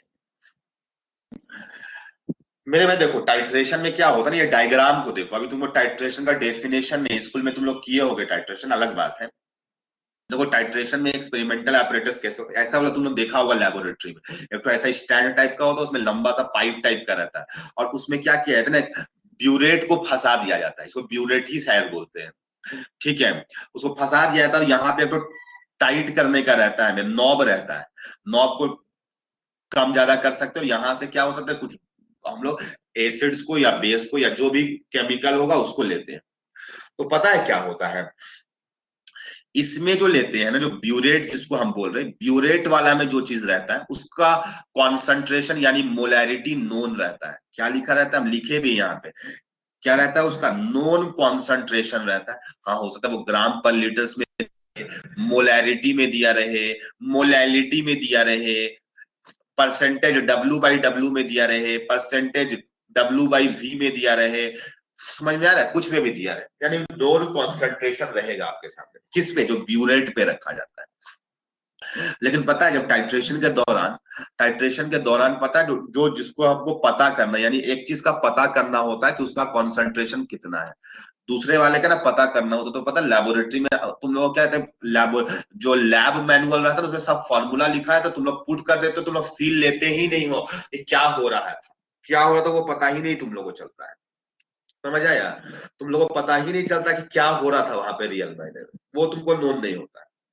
तो अब तुमको हम समझाना चाहते हैं, दरअसल वो सब प्रैक्टिकल इसीलिए कराया जाता है, तुम ताकि तुम सीख सको, लेकिन अब क्या पता आपके स्कूल में लैब में सिखाया जाता है कि नहीं, क्या हो रहा है रियल मायने में, वो समझना बहुत जरूरी होता है। तो ये एक फ्लास्क होता है, कोनिकल फ्लास्क इसको कहते हैं, ठीक है। तो कोनिकल फ्लास्क में क्या जाता है ना, जिसका हमको जैसे HCl लिए, तो मेरे भाई HCl का कुछ मोलैरिटी होगा ना, कुछ मोलैरिटी होगा, कुछ मोलैलिटी होगा, कुछ भी तो होगा ना। तो वो हम लोग को पता नहीं है। लेट्स से हम लिए कोई एक डब्बा केमिकल का, और उसमें HCl था, इतना ही पता है, लेकिन इसका कितना कॉन्सेंट्रेशन है, इसका कितना मोलैरिटी है, हमें नहीं पता था। कितना कॉन्सेंट्रेशन, हम क्या किए, उसको कोनिकल फ्लास्क में लिए और थोड़ा सा भर दिए, लेट से 10 मिलीलीटर भर दिए, 20 मिलीलीटर डाल दिए। ऐसा मत करना कि सर कुछ भी डाल दिया आराम से, नहीं, तो वॉल्यूम एक सर्टेन फिक्स करके डाले, ठीक है, कुछ फिक्स वॉल्यूम डाले होंगे हम लोग। और अब ना तुमको पता है कि एसिड है, तो उसको न्यूट्रलाइज करने के लिए कौन लिया जाता है, बेस लिया जाएगा। हाँ, इसमें अगर बेस लोगे तो वहां एसिड लोगे न्यूट्रलाइज करने के लिए। तो क्या है ना, हमको पता करना है कि जो HCl जो हम डब्बा से निकाले, जो केमिकल बॉक्स से जो निकाले HCl, उसका कितना मोलैरिटी है, ये हमको पता करना है। हाँ, तो हम इसको पता करने के लिए हम NaOH एसिड लिए हैं, तो हम बेस ले लेंगे, और बेस लेंगे तो उसका पता होना चाहिए। उसका क्या होना चाहिए, पता होना चाहिए। तो कहो सर क्यों पता होना चाहिए। हाँ, तो मेरे भाई यहाँ पे एक रिएक्शन लिख सकते हो, एसिड प्लस बेस का reaction, neutralization reaction. H2O plus salt, salt plus water वाला neutralization reaction, NaCl plus H2O बन जाएगा। हाँ, एन फैक्टर पता होगा, या फिर मोल, सीधा सीधा तुम मोल कॉन्सेप्ट भी लगा सकते हो, सीधा सीधा मोल कॉन्सेप्ट बैलेंस करना बहुत आसान होगा। तो मोल कॉन्सेप्ट, तो इसका अब क्या करते हैं, इसको नॉब को खोलते हैं मेरे भाई, तो कुछ मिनट से ऊपर तक भरा हुआ था NaOH, तो नॉब खोलेंगे तो नीचे आएगा। NaOH क्या होगा, धीरे धीरे घटेगा, और मेरे भाई घट करके यहाँ पे क्या होता है ना, कलर चेंज हो जाता है। आप लोग देखते होंगे लेबोरेटरी में जब एक्सपेरिमेंट किए होंगे तो दिखाई दिया होगा कि कलर चेंज हो जाता था। फिनोल्फथैलीन इंडिकेटर का नाम सुने होंगे, मिथाइल ऑरेंज इंडिकेटर का नाम सुने होंगे, तो यही सब कुछ मिलाया जाता है। कब कौन सा मिलाएंगे वो हम बाद में बताएंगे, अभी नहीं, अभी नहीं बताएंगे, कब कौन सा मिलाएंगे वो तो हम बाद में बताएंगे आप। अभी बस सोचो कि इंडिकेटर डाला हुआ था जो कलर चेंज करेगा, और पता है वो कलर कब चेंज करता है इंडिकेटर, इंडिकेटर कलर चेंज करता है जिस टाइम में NaOH का और HCl का, यानी एसिड का और बेस का इक्विवेलेंट सेम हो जाए। क्या सेम हो जाए, इक्विवेलेंट सेम हो जाए। जो हम लोग नंबर ऑफ इक्विवेलेंट्स निकालते थे ना, वही सेम हो जाना चाहिए, वही क्या हो जाना चाहिए, सेम हो जाना चाहिए। और उस पॉइंट को इक्विवेलेंस पॉइंट कहते हैं। उस पॉइंट को क्या कहते हैं, इक्विवेलेंस पॉइंट, मतलब इक्विवेलेंट सेम हो। तो उसी टाइम में पता है कलर चेंज हो जाता है। इसीलिए कलर चेंज होता है क्योंकि हम लोग जानबूझ के वैसा काम करते हैं ना, कि मेरा काम बन जाए, क्या वो पता करना था इसका कॉन्सेंट्रेशन, अदरवाइज पता ही नहीं चलेगा कितना बेस मिला दिए, कब न्यूट्रलाइज हुआ, कब न्यूट्रलाइज नहीं हुआ, पता ही नहीं चलेगा। तो इसीलिए इसीलिए क्या कहते हैं, इसमें कोई इंडिकेटर मिलाया जाता। अब क्या था, पहले वॉल्यूम V1 था, तो बाद में V2 हो गया, यानी घट गया V2 होकर के, V2 हो गया NaOH। तो कितना NaOH इसमें मिला है, बता सकते हो क्या, कितना NaOH मिलाया गया इसमें, कोई हमें चैट में बता सकता है क्या। इस जो नॉब खोले थे उसमें से कितना NaOH मिलाया गया। पहले से V1 था, बाद में हम देख पा रहे कि V2 मिलीलीटर्स हो गया है, तो कितना वॉल्यूम NaOH इस केस में मिलाया गया होगा, क्या लगता है। हाँ, V1 माइनस V2 मिलाया गया होगा, यानी इतना ही तो मिलाया गया, वो कितना होगा, V1 माइनस V2। तो मेरे भाई इसका वॉल्यूम पता है, इसका मोल्स पता चल जाएगा, क्योंकि इसका कॉन्सेंट्रेशन मोलैरिटी पता है। तो मोलैरिटी इनटू जो वॉल्यूम आएगा V1 माइनस V2, उसको मल्टीप्लाई, इसका मोल्स पता चल जाएगा। इसका मोल्स, एसिड बेस रिएक्शन है, मोल कॉन्सेप्ट लगा दो, इक्विवेलेंट लगा दो, सब लगा सकते हो। तो अब HCl पता चल गया तुम्हें, तो HCl का यहां से तुमको क्या वॉल्यूम तो पता था, वॉल्यूम पता था तुम्हें, तो तुम मोलैरिटी नहीं निकाल लोगे, इसका मोल्स पता है, इसका मोल्स पता चल जाएगा। तो मोल्स पता चल गया, मतलब वॉल्यूम पता आपको था पहले से, तो मोलैरिटी पता चल गया। तो मतलब सिंपल सा बात है मेरे में, इसका आपको कॉन्सेंट्रेशन पता करना है, वॉल्यूम नोन है, इसमें कितना मिलाया गया वॉल्यूम वो पता है आपको, और कितना कॉन्सेंट्रेशन वाला मिला है वो पता है। जैसे इक्विवेलेंस पॉइंट आएगा, यानी मोल्स को बराबर कर दो, या फिर इक्विवेलेंट किसी केस में, अलग अलग केस में अलग अलग काम हो। यहाँ पे एसिड बेस है, तो एसिड बेस के केस में इक्विवेलेंट भी बराबर कर सकते हो, मोल भी बराबर कर सकते हो। हाँ, जहां पे मोल्स बराबर नहीं कर पाते, करना तो कर तो हर जगह पे सकते हैं, लेकिन डिफिकल्ट हो जाता है, तो वहां पे इक्विवेलेंट्स बराबर कर देते हैं। तो मेरे में एक्सपेरिमेंटली हम कंसंट्रेशन पता करते हैं इस मेथड से। तो वही चीज लिखा हुआ लाइन आप पढ़ो, रीड करो। Experimental method to determine concentration of one substance through other known substance. एक सब्सटेंस का पता था, किसका पता था? NaOH। हाँ, ब्यूरेट वाले का ही पता होगा, इसका वाला नहीं पता होगा। ठीक है, तो एक का पता होगा, दूसरे का नहीं पता होगा, इससे हम दूसरे वाले का निकाल लेते हैं। इसी मेथड को टाइट्रेशन कहते हैं। हाँ, जिसका नोन रहता है कॉन्सेंट्रेशन, उसको बोला जाता है टाइट्रेंट। क्या बोला जाता है? टाइट्रेंट। कहीं कहीं पर आपको क्वेश्चन बनाने टाइम में ये वर्ड यूज किया जा सकता है। ठीक है, क्वेश्चन बनाने के टाइम में ये वर्ड यूज किया जा सकता है, टाइट्रेंट का कॉन्सेंट्रेशन इतना है। इसका मतलब जिसका नोन कॉन्सेंट्रेशन है उसको टाइट्रेंट कहते हैं, और जिसका अननोन कॉन्सेंट्रेशन है उसको टाइट्रेट कहते हैं। जिसका अननोन कॉन्सेंट्रेशन है उसको क्या कहते हैं? टाइट्रेट कहते हैं। ठीक है, बात समझ में आ गई। इंडिकेटर्स तो आपको पता है, इंडिकेट जो चीज करता है। तो एसिड बेस में क्या करते हैं? ऑर्गेनिक का कुछ एसिड्स या बेस लेते हैं, जो कि फिनोल्फ्थैलीन होता है, और मिथाइल ऑरेंज लेते हैं। हाँ मेरे में एंड पॉइंट में क्या होता है? कलर चेंज हो जाता है, जिसमें हम लोग इक्विवेलेंस पॉइंट कहते हैं। एंड पॉइंट थोड़ा सा इक्विवेलेंट पॉइंट से फर्क पड़ता है, लेकिन हम लोग वहीं पर बोलते हैं, एंड पॉइंट भी बोलते हैं, उसी को इक्विवेलेंस पॉइंट भी थ्योरी के भाषा में बोलते हैं, जहां पे इक्विवेलेंस बराबर हो जाए। ठीक है, जो हम लोग यहाँ पे लिखे भी है कि एसिड बेस्ड टाइट्रेशन में इंडिकेटर शो करता है colour change near equivalent point, near equivalence point करता है। ठीक है, हाँ अब हम तुमको दो बात यहाँ पे बताना चाहेंगे, दो बात तुम्हें हम बताना चाहेंगे। दो टाइप का भी जो टाइट्रेशन में एग्जांपल देखे थे ना, अब देखो एसिड बेस तो है ही है टाइट्रेशन, जो कि नेक्स्ट क्लास में पढ़ पाएंगे, आज तो बहुत टाइम हो गया। लेकिन हम लोग ये वाला टाइट्रेशन ऑलरेडी पढ़ लिया अब तक। कौन सा टाइट्रेशन? आयोडीमेट्रिक और आयोडोमेट्रिक। तो अब तुमको सर बड़ी कंफ्यूजन है, ये तो आयोडीमेट्रिक है, आयोडोमेट्रिक है, तो मेरे को भाई डी यहाँ पे देखो, दो है ना, आयोडो है, तो दो बोलो इसको, दो दो स्टेप होता होगा। आयोडोमेट्रिक में दो स्टेप होता होगा, यानी इंटरमीडिएट वाला जो अभी क्वेश्चन किए थे ना, इंटरमीडिएट वाला कर लिए थे, दो स्टेप। और जैसे आयोडो में दो आ रहा है ना, बोलने में आ रहा है ना दो, तो दो का मतलब दो स्टेप याद रखना, और आयोडी का मतलब एक। और पता है ये वाला रिएक्शन जो नहीं था, तुम लोग को याद करवाए थे, I2 plus Na2H2O3 given rise to I minus plus Na2S4O6, वही वाला रिएक्शन है, वही वाला रिएक्शन, हाइपो वाला रिएक्शन है, आयोडीमेट्रिक। तुमको अगर सही तो गजब है, तुम आसान हलवा चीज हो गया। कहीं पर क्वेश्चन में लिख के आ गया आयोडीमेट्रिक, वैसे जनरली लिख करके नहीं आता है, हाइपो के साथ में आपको रिएक्शन बोला जाएगा, तो आप समझ जाना कि वही था आयोडीमेट्रिक टाइट्रेशन था। हाँ, आयोडोमेट्रिक में क्या होता है ना, इस थोड़ा सा चेंज, जैसे आपको दे देगा MnO4 माइनस एसिडिक मीडियम में, तो ऑक्सीडाइजिंग एजेंट प्लस आई माइनस, जो अभी रिएक्शन किए थे अभी, क्या था? MnO4 माइनस था, और आई माइनस की आई था, I2 बना था, और एसिडिक मीडियम दिया था तो Mn2 प्लस बन गया था, और जो I2 बना था उसको हाइपो के साथ में रिएक्शन कर दिया गया था। यही वाला तो रिएक्शन है, इसमें भी वही, इसमें भी वही, यानी सेकंड रिएक्शन सेम है, बस इसमें ऑक्सीडाइजिंग एजेंट ले लिया जाएगा। तो अभी जो लिए थे ऑक्सीडाइजिंग एजेंट, वो कौन सा ऑक्सीडाइजिंग एजेंट था? MnO4 माइनस था, वो Mn2 प्लस में गया, MnO4 माइनस था, वो Mn2 प्लस में गया। मेरे में अगर Cl2 होता तो किस में जाता, बता सकते हो क्या? क्या लगता है तुम्हें? Cl2 पहले ये इधर था Cl2 प्लस I माइनस, तो I माइनस I2 में गया, तो Cl2 किस में जाएगा? कुछ सोच के बता सकते हो? दिख रहा है तुमको, दिखना चाहिए, इतना ही रिएक्शन में छुपा हुआ है, क्या में जाएगा?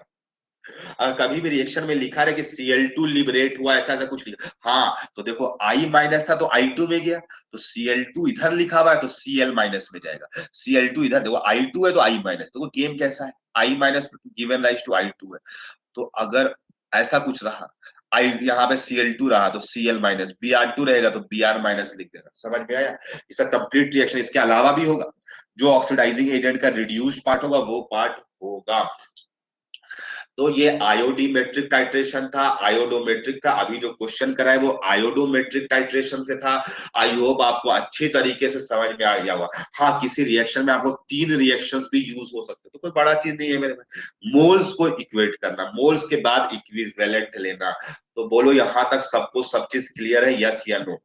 हाँ, नेक्स्ट क्लास आज ही पढ़ाना था, एसिड बेस्ड टाइट्रेशन भी छोटा सा पार्ट बच गया है, आधा घंटा में नेक्स्ट क्लास में खत्म हो जाएगा, और हम लोग एक न्यू चैप्टर भी स्टार्ट करेंगे, न्यू चैप्टर भी स्टार्ट करेंगे। सबको क्लियर है?